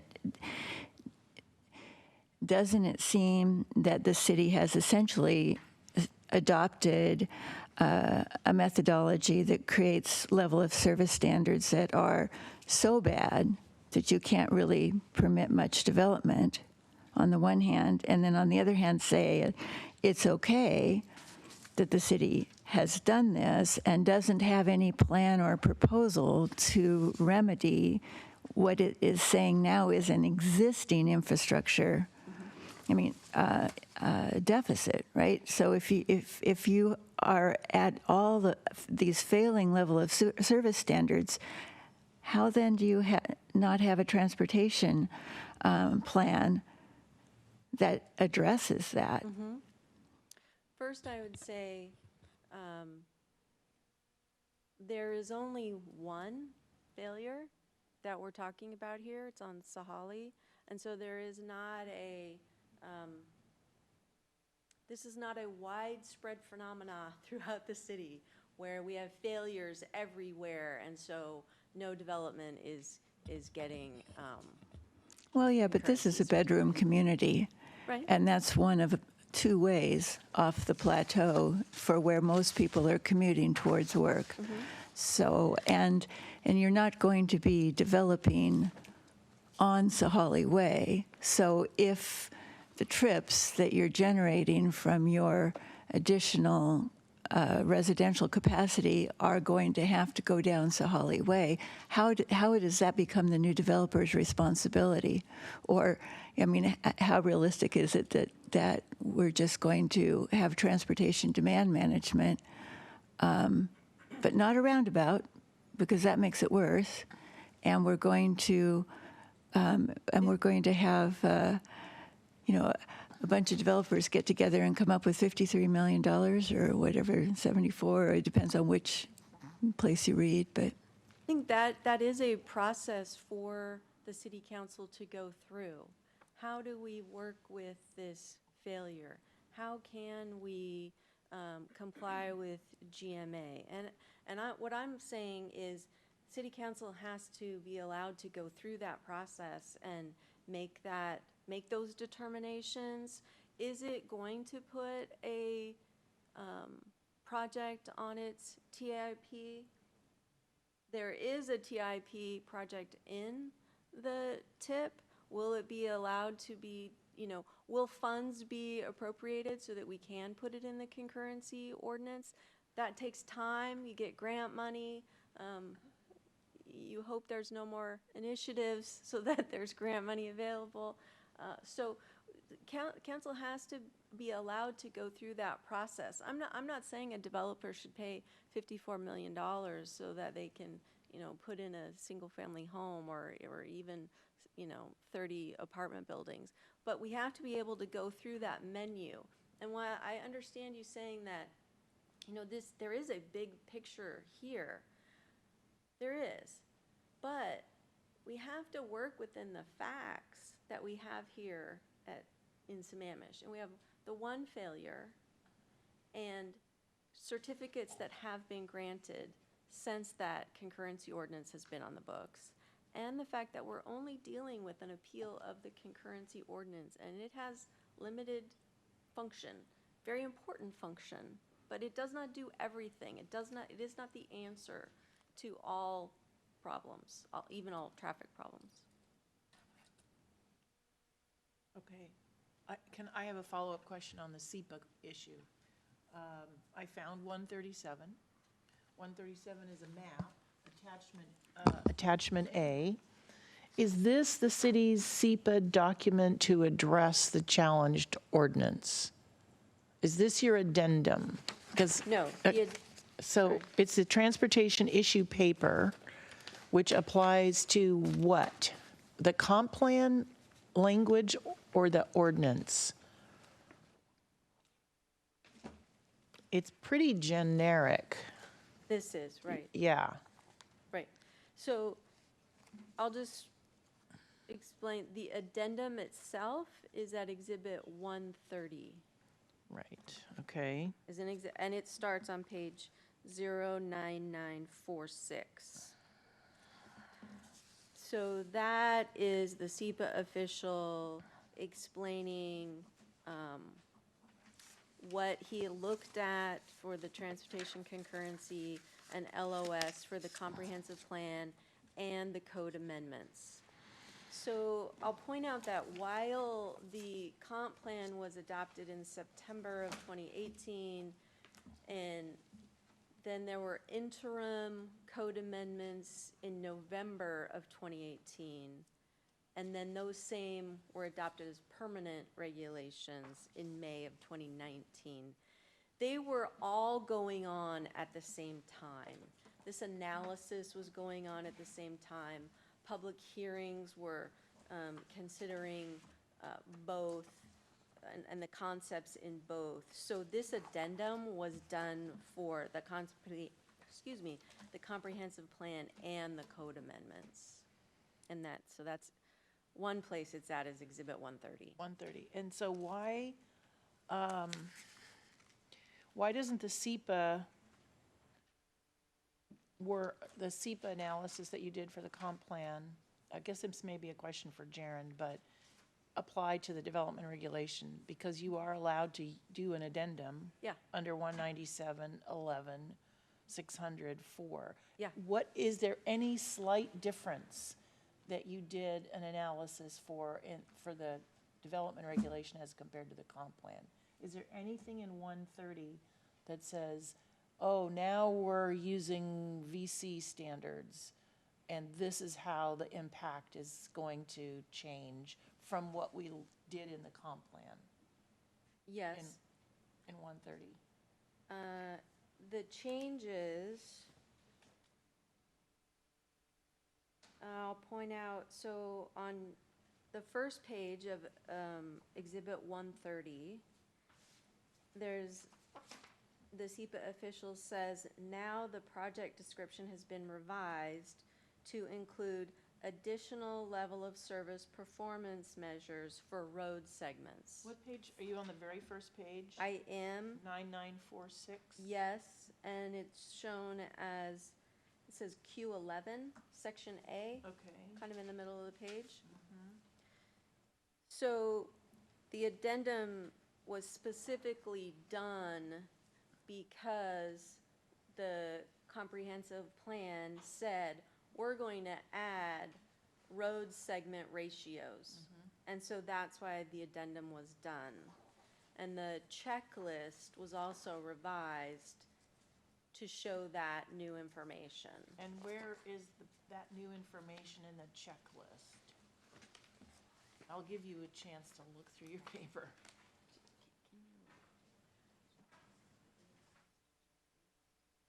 I think there is a copy of it in Exhibit 130, but David's going to check That's for fine. us. Yeah, because, I mean, obviously, the claim is you didn't do anything different, it was all NA. And I need to know specifically, was there really a change in the SEPA analysis? Okay. Because there are the new standards. Yes. David, you can get that to us at some point. Okay. So there is an amended checklist. What I will say is, the city didn't go back and do SEPA once again. We didn't do another addendum or a revised checklist when the council chose 1.1 for corridors and 1.4 for segments. That level of specificity was not done for SEPA. Instead, we were looking at adding segment ratios. That level of analysis was done. And the difference between segment ratios and the 1.1 to 1.4, is it magnitude of, I don't know, 10 times different? I don't know exactly how to phrase this question, but if you're just looking at segments, whereas over here you've said, here's a specific number, 1.1, 1.4, what does that, what information do you lose, or what don't you have when you go from the number to just saying segments? I think the city's position is you don't lose anything under SEPA. It doesn't require the additional analysis because that broad analysis for legislation was already done for adding segments and corridors. In the comp plan? In the comp plan and for the code. The addendum is for the code as well. And so our position is that for legislation, that broad analysis was enough.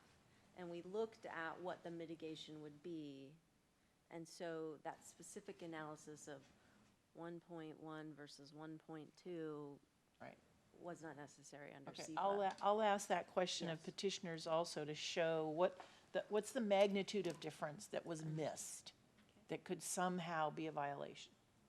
Okay, that was one good. I think I'll turn it over to Ms. Eddy now so she can have the mic for a while, and then I'll come back with some other questions.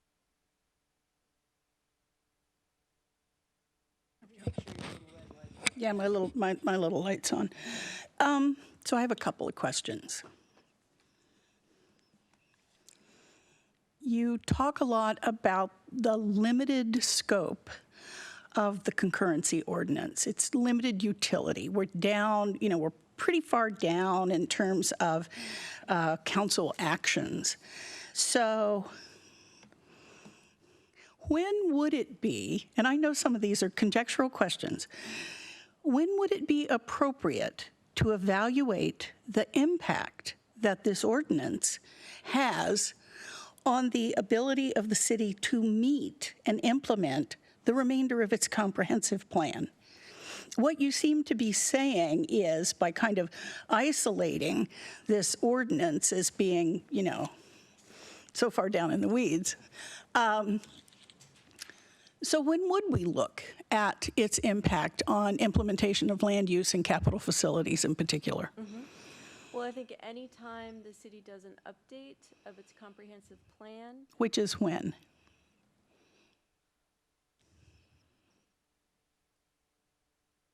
2025 is the, So 5 years from now. Okay, thank you. Moving on. So- Just want to establish that, okay? So under your theory of the case, okay, you can have an implementing ordinance of something that you're arguing is already dealt with sufficiently in the comprehensive plan, and it cannot be challenged until the next update in terms of its implication in implementing the remainder of the plan. but what would be challenged is if an individual is denied a concurrency certificate, they are going to be able to challenge that denial. Can they do that? Yes, they can, under the code, and I would say under LUPA. Can they bring the challenge to us? Not to the board, no, that would be No. Superior Okay, Court. so they can challenge it under the ordinance, and where's their relief? The relief would be whether or not that certificate gets granted. All right, well, this takes me to my next couple of questions, okay? Because you've said a couple of times that this is fully within the city council's purview, and that in the event that a concurrency certificate is denied, that this is simply indication that the city has further work to do, okay? Is anyone doing that work? Yes. Okay. What compels that work to actually happen, though, as opposed to, in good faith, that you would try to work with a developer to realize his or her project? Is there anything in the code that puts the onus on the city to actually do that further work? That further work is required by GMA. Okay, can you tell me where you see that requirement?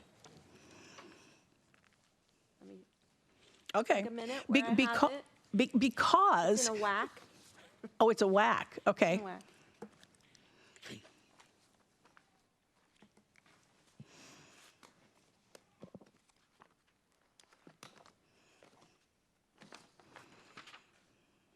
Of which I have many here.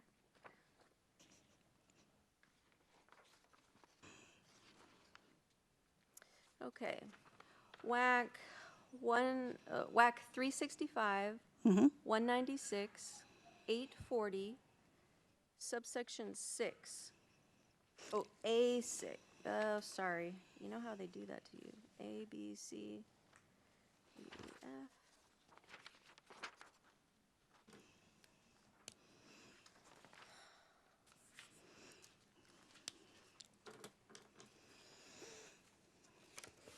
No, it is 6, subsection 6. 846. 365, 196, 840, subsection 6, and the heading is regulatory response to the absence of concurrency. And that's where it goes through what a city council needs to do. Okay. Now, you are aware, I'm sure, that that's a procedural guidance. It isn't a Yes. substantive. Okay. Right. So along those same lines, Petitioner has brought to our attention 365, 196, 840, and I had it as 3C, but that could be my typographical error. It could be 2. The language is as follows, and it's been there for a very long time. Counties and cities should set level of service to reflect realistic expectations consistent with the achievement of growth aims. Setting levels of service too high could, under some regulatory strategies, result in no growth. As a deliberate policy, this would be contrary to the GMA. Do you believe that such an action would be contrary to the GMA?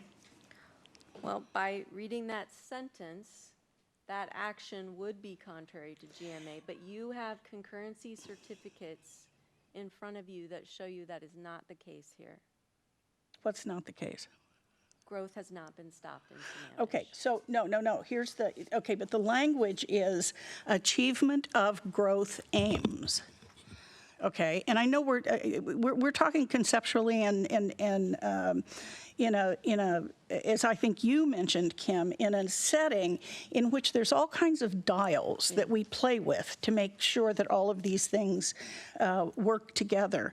And I guess what because so much of this does seem to be directed at what is the end point of all of this planning and this creation of this massive system. So now we're down to the pointy end of the spear, the concurrency ordinance and the concurrency permits, okay? Is it your position at this point that as long as you're still cranking out concurrency certificates, that you're fulfilling this achievement of growth aims, that concurrency certificates are kind of the sine qua non of meeting the intention of this WAC? It's one factor, but it's the factor that I have to give you under the concurrency ordinance. I mean, the city will go back and evaluate, are we meeting our housing target? I don't have that before you for just this concurrency ordinance, but I do have concurrency certificates. So that is just the evidence I have Okay. for this particular ordinance. Can I, I just want to read part of sub 6 there in the WAC 840 sub 6.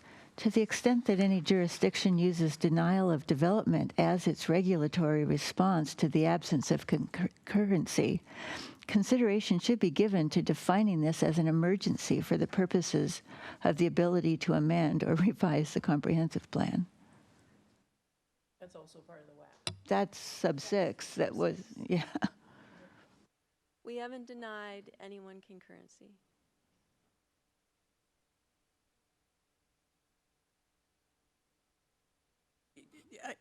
Yeah, and because I want to restate what I think I heard you say, Kim, because I think it's important in terms of the summary of your response as you've now articulated, is that since you believe that you have sufficient reference in the comp plan to justify this implementing ordinance, and at this point, we have no business messing around with this because there's no violation of the Growth Management Act. And if there is, it will only appear and be dealt with in the 2025 review of Sammamish's comprehensive plan. And as individual applications for concurrency come up. So what's there? Okay, so basically you're saying that there is a safe harbor here in terms of what the Department of Commerce was trying to articulate. I swear, I think this WAC dates from like 94, 95, okay? Because even in my day, we understood that there was in any city council's purview the ability to play with those knobs on transportation concurrency so as to have nothing happen. As I recall saying to Jim Arndt 20-some years ago, so let me get this right. You have levels A, B, C, D, E, F, okay? What's the definition of F? Failure. How do we define F? Whatever the council would like it to be. Okay, so there's a certain arbitrariness here and a certain, and so what I'm trying to get you to make sure that we understand is that it's your position that the city council has carte blanche at this point to set whatever standards they want, okay? And that the cure, if it does negatively impact Sammamish's ability to meet its comp plan, there is no GMA violation, that it's on a project-by-project level, which would be a LUPA suit, would it not? Yes, It that's what I wouldn't be a said earlier. GMA suit, it would be a LUPA suit. It would be LUPA, but I believe that I've also pointed out to you, the city does have an obligation to look at the menu of options to cure that problem.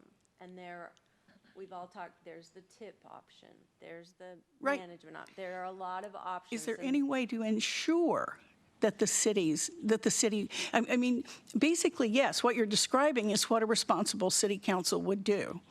Let's pretend for a minute we have not responsible, that the city council is not particularly enthused about making the adjustments that may need to be made, okay? What you're saying is that there's no GMA violation in their so doing. No, I think they do have to comply with the guidance in that WAC.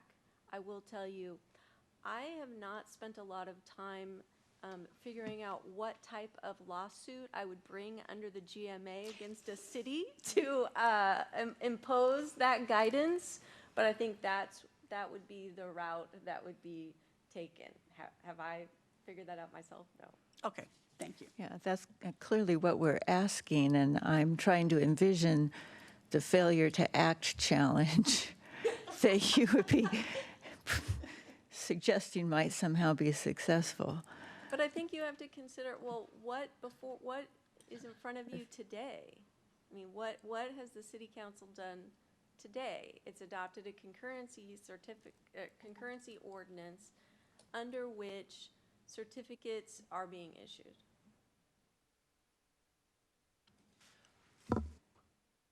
I have a specific question for the city.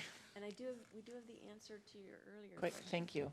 It's about the land use, It was a question about the SEPA checklist. the SEPA checklist and also Yes. the land use policy. Yeah, the SEPA checklist, which is Exhibit 130. So you had asked about the revised SEPA checklist, and so if you actually look at Exhibit 150, 150, yeah, okay. Memorandum, September 18.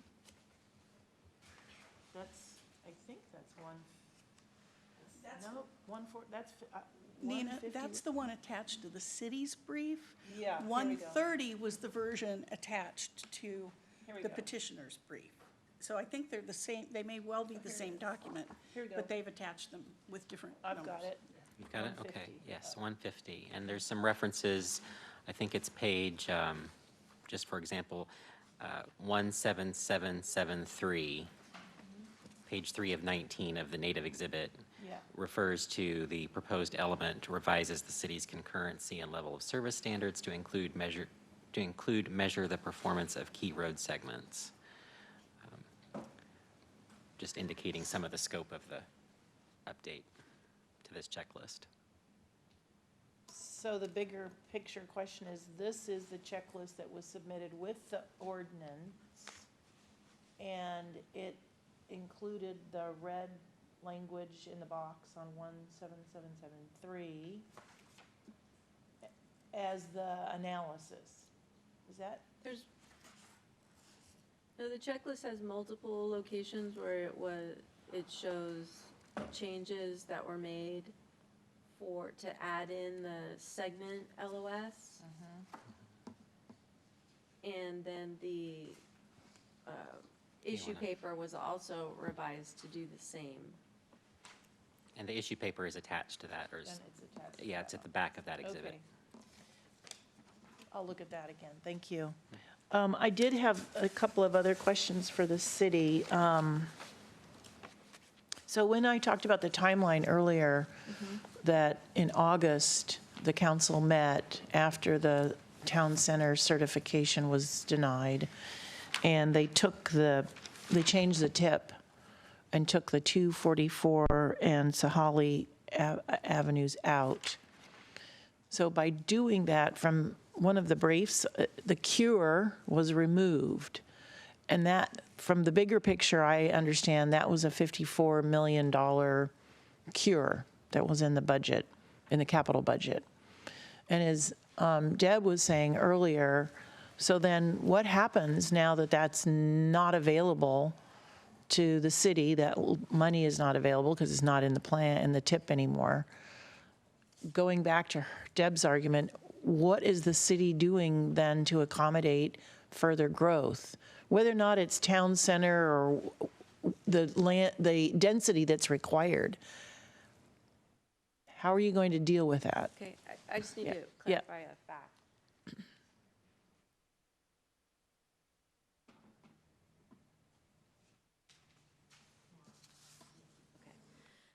So I'd like to clarify, just to make sure we're on the same timeline. In August, what happened is that TIP project, it stayed in the TIP. So it wasn't taken out of the TIP. It was taken out of the concurrency model. So just to make Okay. sure we're factually there. it was taken out of the concurrency model because the money wasn't seen as being reasonably there. So Sahali and 244 were taken out of the concurrency model, the segments, or? Not 244, it's just Sahali. Right. And what happens when that occurs then? The If they're model not- is I'll use the word calibrated, but I don't think that's the right word from an engineer. Cheryl's probably cringing. The model has to take that into consideration. So if it's taken out, then that means whoever owns land right there and wants to put housing, they can't do anything.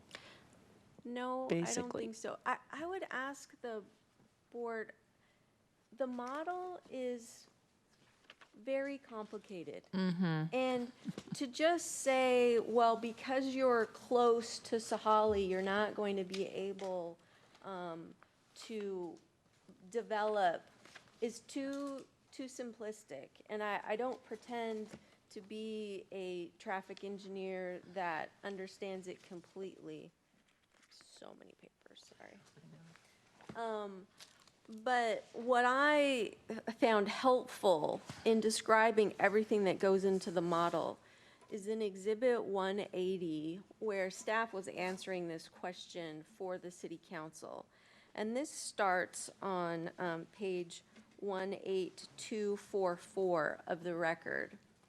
And it describes the extensive process that a concurrency application goes through, and the various updates and roadway geometrics and transportation analysis zones, of which there are 300. So it's very complicated, and it's easy to try and say, well, if you're next to Holly, you're going to get denied, but it's much more complicated than that. Well, 180, Exhibit 180, I read it, and my notes there, it's the minutes from the meeting, city council special meeting. Is that not? No, it's more, it's the agenda packet and the minutes from that Oh, then there's meeting. T180 there, right, see that, I do. So this is page 18244 of Exhibit 180. Okay.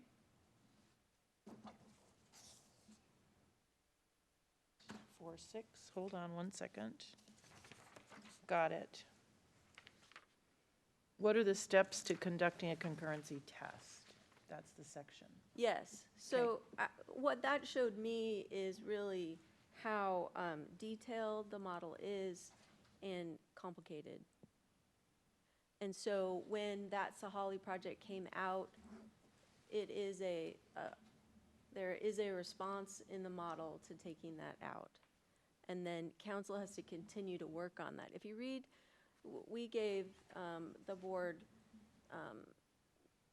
transcript excerpts from that particular meeting. And I think what it shows the board is council did not want to keep putting on projects that were not actually funded, that were illusory. We're just going to put this project on so that the failure can just be ignored. They wanted to find a real solution. Let's find real money for this project then. What do we really need for this project? Instead of just rubber stamp it. Because if you keep doing that, you're not going to fix the problem. Yes, you have a question? I think I'm going to turn it over to petitioners if we don't have any other questions. Cheryl, do you have any other questions for the city right now? Okay. We'll turn it back over to Juana and Mr. Gerend. I think you have 10 minutes? I do, although I might request just a 2-minute break. Oh, yes. did Let's not- take a 3-minute thank you. break. Okay. Okay. 5 minutes. 20 after 11 break.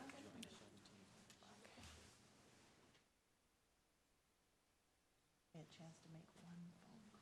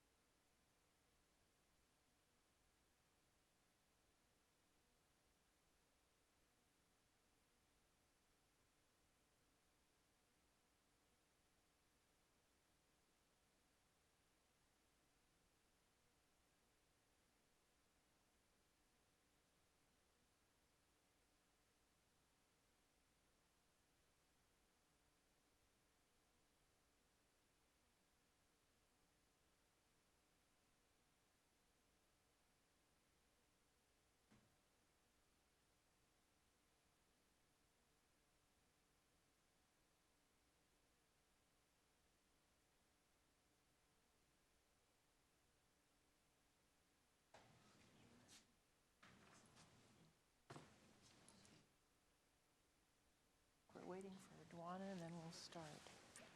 Yep. Okay.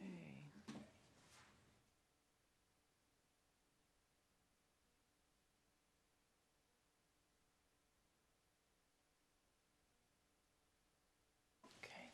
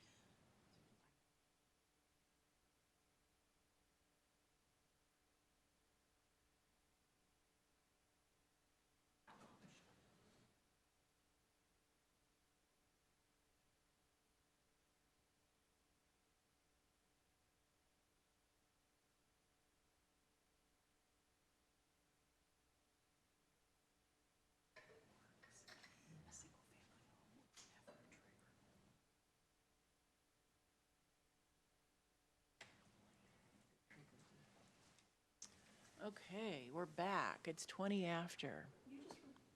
That's a question I'm going to ask. That's a question. That is a question. My microphone is on. You have 10 minutes to reply from Mr. Gerend. And then we'll ask a lot of questions too. On these very simple issues. Yes, thank you. May I just say that page limits are a challenge? I think we always agree to, we agree to those, and then we get done at the end of the briefing, and I think, I would say both for Council for City and us, we go, ah! I have no idea what the answer, I am confident that both parties to this case do their utmost to brief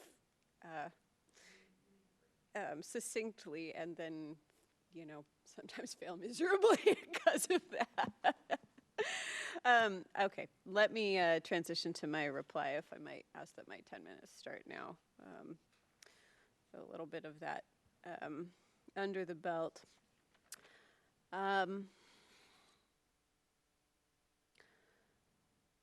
city asks or poses the question or makes the comment that the petitioner did not appeal the September 2018 comprehensive plan amendments. That's correct.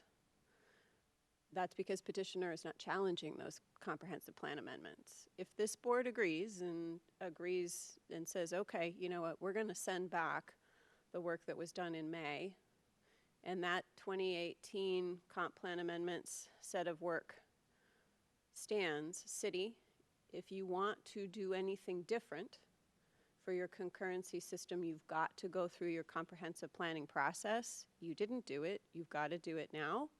That's exactly what we've asked for. Those 2018 comp plan amendments, if those are reviewed as they were adopted, there is absolutely no V over C concurrency system as it ultimately was developed later from September through December of that year. It didn't exist. All the work, and in fact, the transcripts reflect that even the methodologies in order to underlie how we get to an LOS were debated by the council and its consultant and resulted in this novel hybrid that nobody uses well after and adopted well after. So that was also well after the SEPA addendum. And we recognize that the words V over C appear in a couple sections. There is a definition. But if the board looks at the actual comprehensive plan amendment and the transportation background that's used, there is no V over C methodology that results in those 1.1 and 1.4 LOS standards. So how could the city possibly have known whether it was appropriate to do a SEPA addendum at the beginning of September? This is a failure to act challenge under SEPA, not under the GMA. It is the city's failure to ever issue a threshold determination. And for the city now to argue, really, frankly, for the first time in this oral argument, that it somehow knew what it was going to adopt months later and adopted mitigation measures without ever issuing a threshold determination actually concedes the whole issue. You don't need mitigation measures unless there are likely, substantial, or significant adverse environmental impacts. How could we possibly know what those are if the city never issues a threshold determination? If it's an addendum, then there's no need for mitigation and we shouldn't even be talking about it.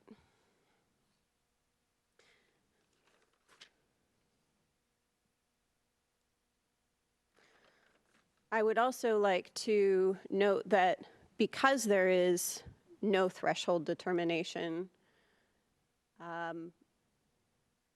in addressing this belated SEPA motion,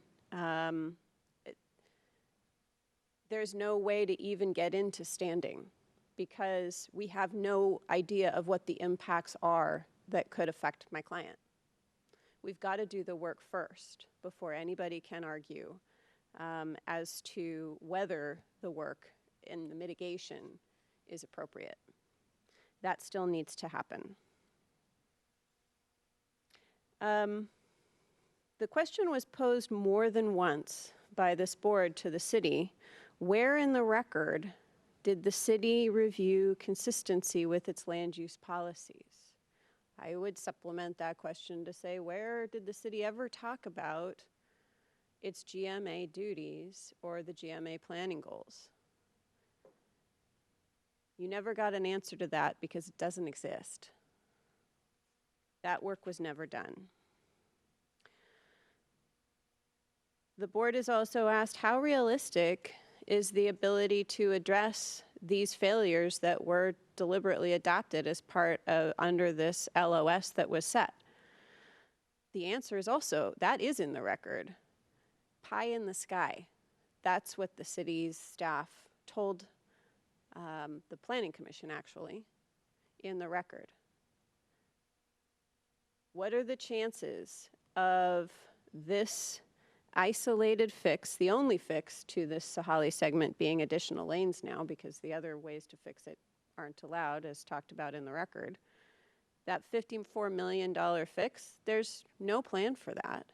And the city says, well, you know, the town center, it's going forward, and we've got some numbers. I don't know if those are in the record. I don't think they are. But what is in the record is that the city came back and said, oh, oops, we're going to audit that concurrency certificate. That's in tab, I think, 180. And because that issued, we never meant to do that. We're going to change now our test so that would fail in the future.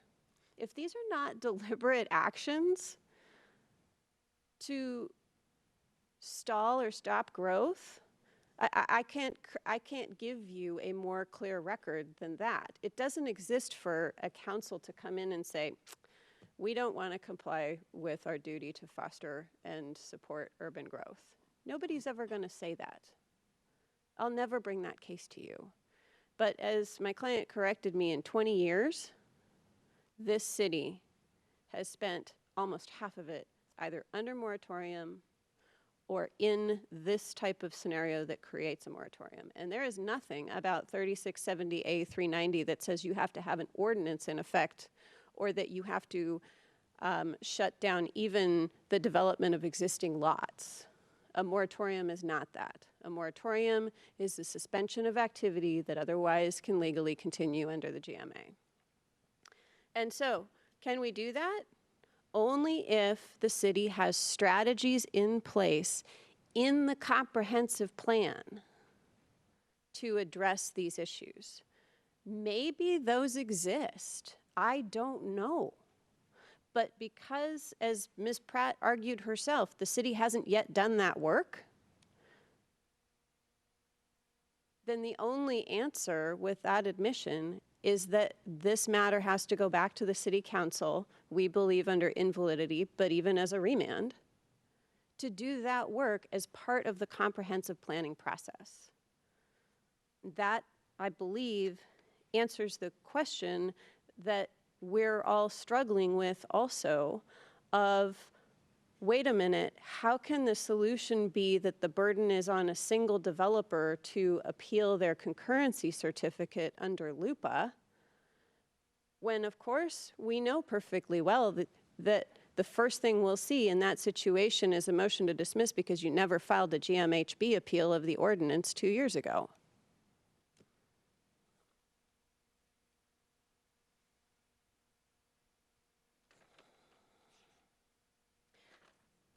There are no strategies identified.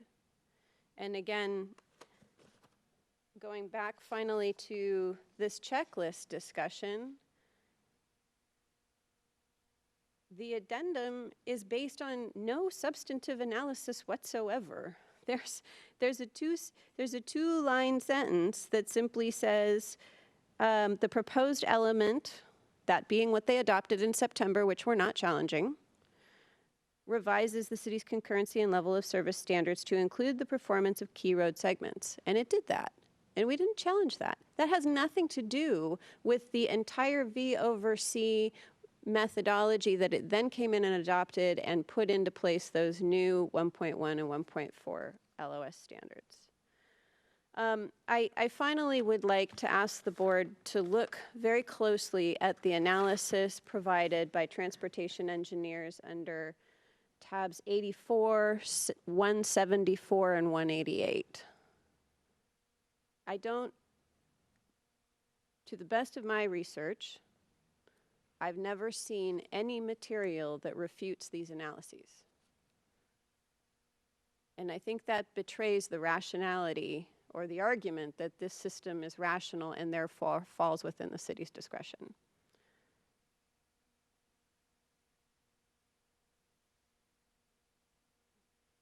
And with that, I will conclude. I thank this board very much for its review and its hard questions of everybody.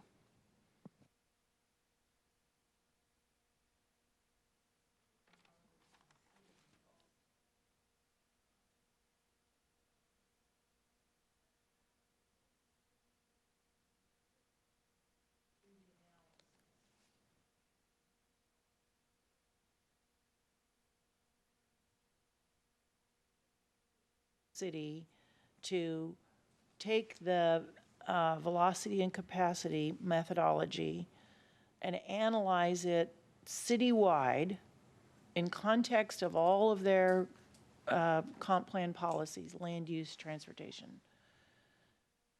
And this is going to sound like a technicality, but you just challenged the development regulation. How would we require the city then to go back and change its comp plan after doing a VC analysis? Was my question clear? So there's the comp plan, there's comp plan, development regulation, and then this reference, right, to segments and reference to VC. And now you're saying, city, you never did a thorough analysis of VC. What would they do?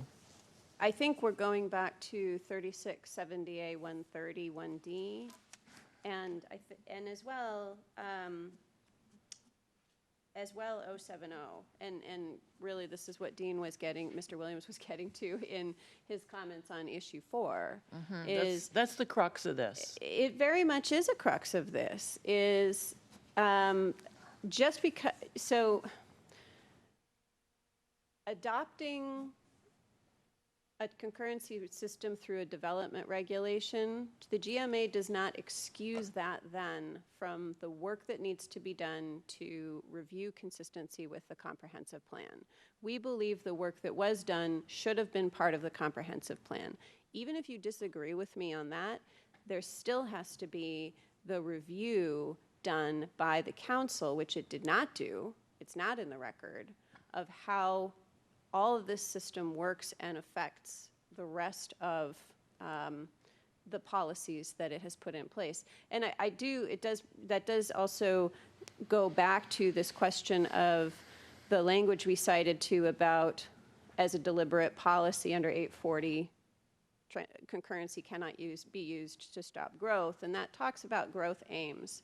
And this is actually a place I thought some of the questions were going to go, is that section does not say if it's a deliberate policy to stop the to I guess not have to comply with the 20-year growth target. It doesn't say that. It could say that, but it doesn't. It's much broader. And the board's looked at these issues in the past, and I think it's a bit of a red herring to say that all of these issues can only really be looked at if you're talking about comp plan designations and densities. I mean, then we really have gutted the GMA at that point, because then we're really saying, okay, you can adopt R8, Woodinville. You can change all your R1. I'm going to take it out of the context of this city completely and say, okay, Woodinville says, okay, I got to do R8 everywhere, but I can just shut down with concurrency. But you're not answering my question, though. How does the city take this new methodology and if we find it out of compliance, a development regulation, if we find that the city's out of compliance, what do they then do with their methodology that they've adopted? Do they go back and analyze it, apply it everywhere? So I'm just that specific question. Okay, Boy, I'm still worried I may not understand this, but I'm going to try again, and then I'm going to ask Mr. Williams to answer it. But I think that what they have to do is, if you start at the beginning and you start with SEPA and you start with looking at and you actually put this material into the comprehensive plan and then do the analysis. I don't know what comes out the other end because I don't have the crystal ball, but the issue that we have here is that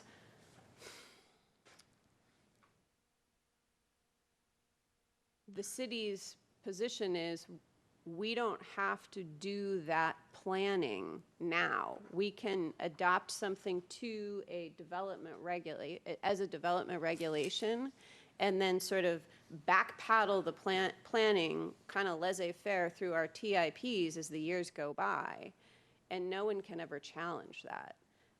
I'm still not sure. I mean, that's a good character. I'm really sorry. That's a good characterization, but I'm trying to figure out if we found them out of compliance on this development regulation, we can't also say, now go fix your comp plan too by applying this methodology. See, there's two different actions.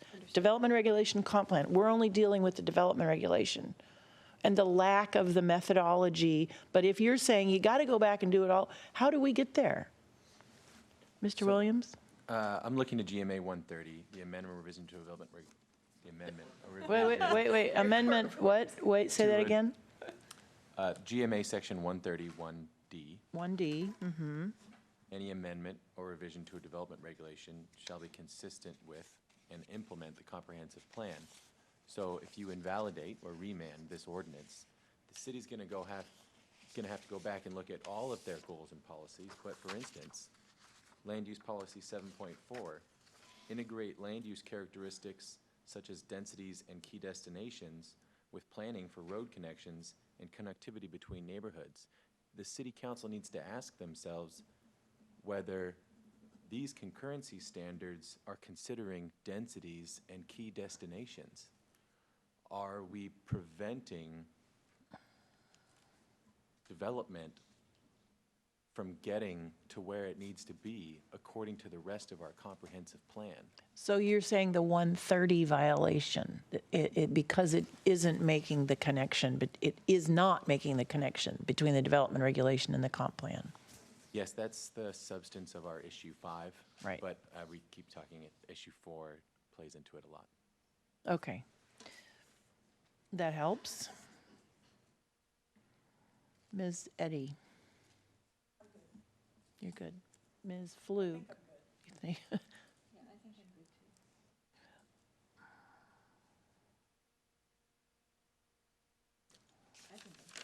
I think, I don't know.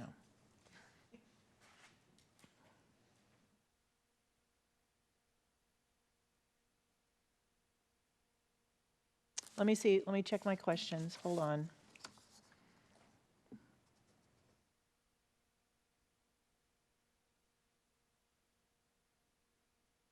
I have another question for Dwana, for Mr. Gerend.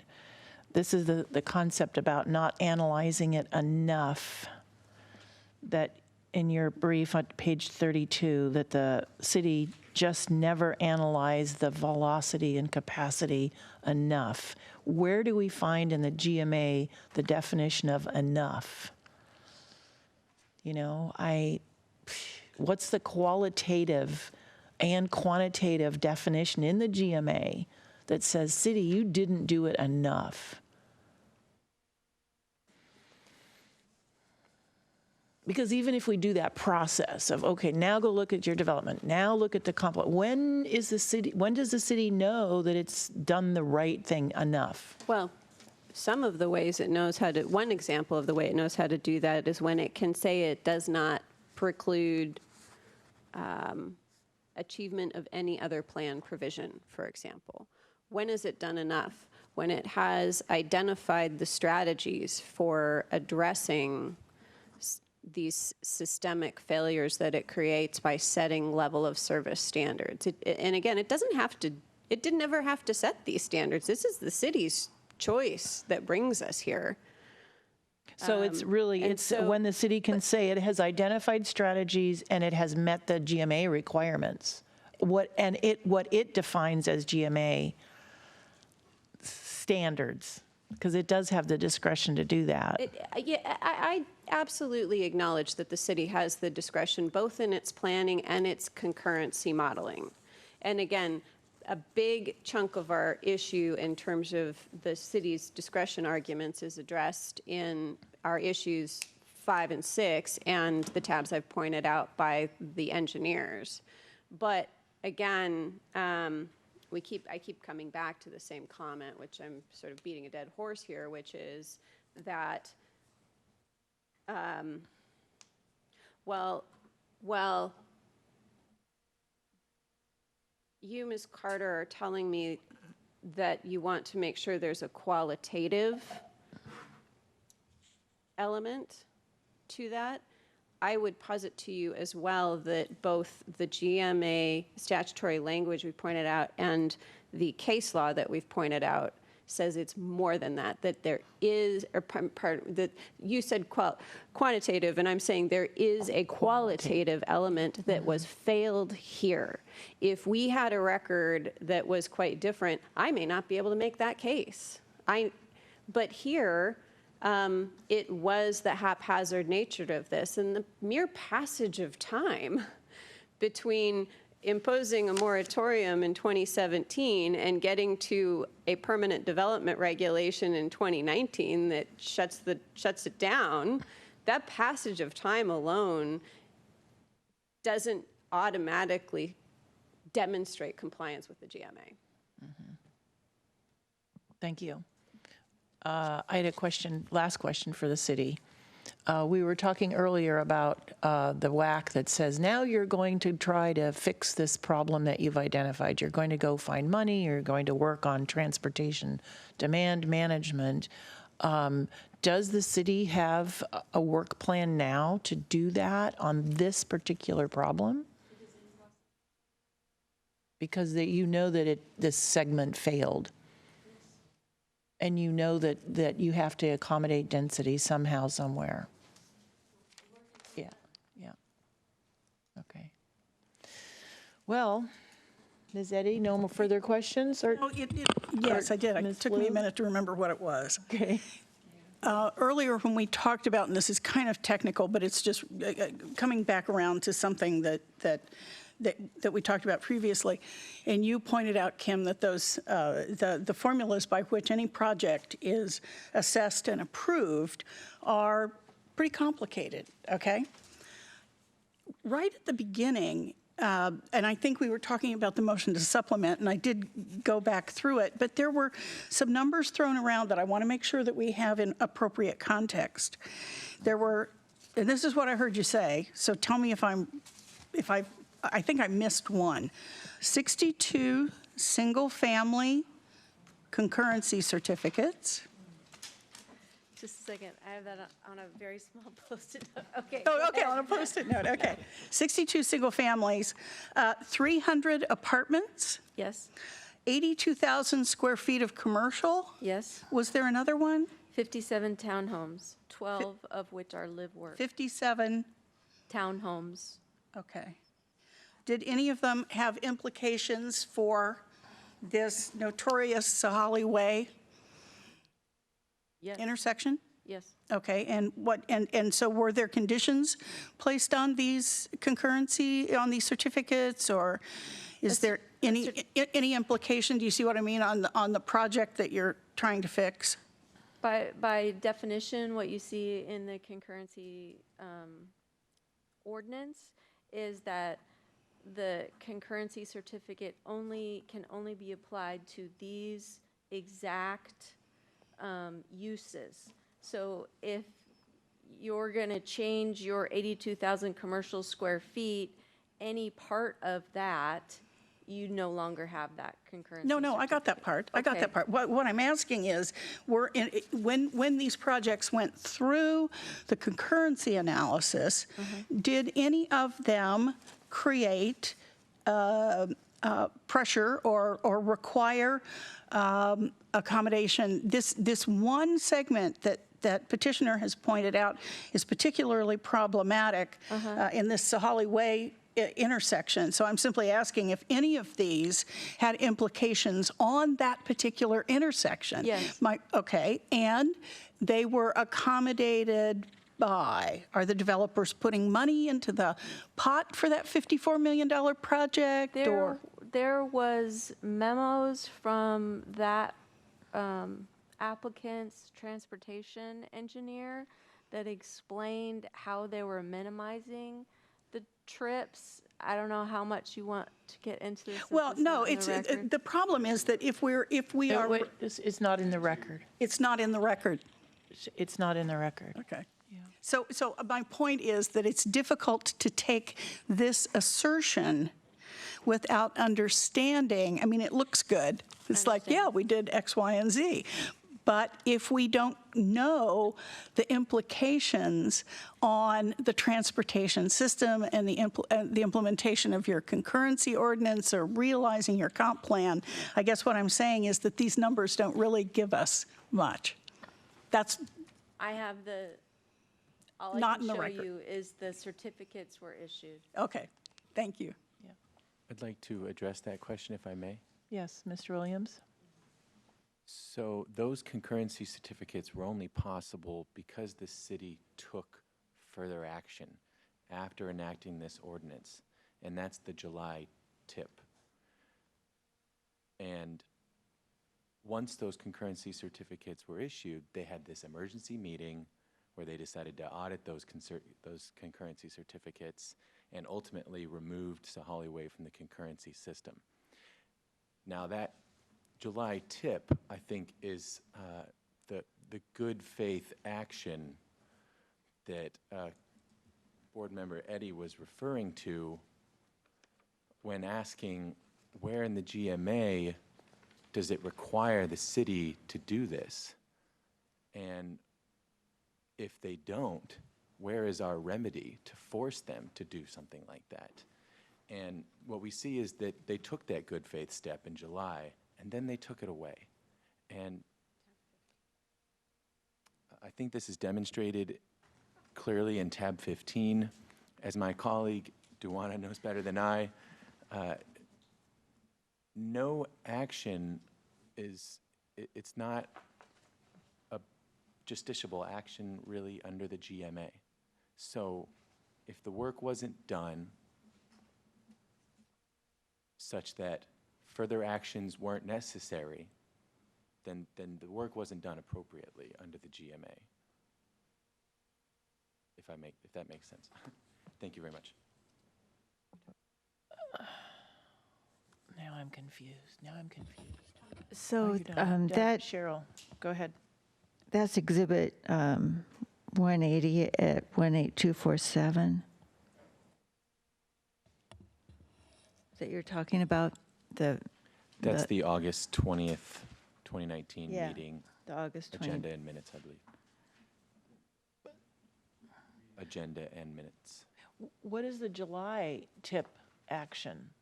Is that the same thing you're talking about, when the city council removed Sahali? That's August, Yes, so right? the ordinance was enacted in May with the existing failure on Sahali Way. And then in July, I believe, it might have been June. Oh, that's when they added That's when a they fix, That's when they a cure, passed a right? transportation improvement program that included the cure. And then August, they took it away. Yes, and this starts from page 10 of our opening brief. I'm sorry, Cheryl, did I interrupt you? Do you have a question? Do you have another question? I think we got it. Okay. All right. I think this is good. Ms. Eddy, you don't have any further questions? I don't have any further questions. You were going to get me something about land use references by the council. I can give you land use references that are in the transportation element. I'm sorry, I thought, so they're from council. So those are in Exhibit 31, and they are at pages 02849 to 850. Pages 02864 to 865. Pages 02926 to 927, pages 02930, and page 02938. That's where I quickly found references to the land use assumption and that element. Great. So that's the references to the land use element by the city council as they were grappling with all of these different variables on transportation. I believe these show you where they took that into consideration for Okay. adding segment LOS. All right.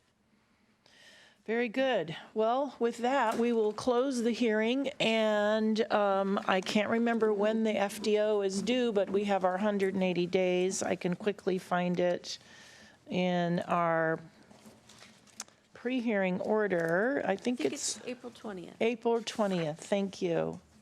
Yes, so April 20th, we'll get the FDO out. And as usual, we send it to you by email and then also by hard copy. So thanks again for your time, and we'll close the hearing. Thank you.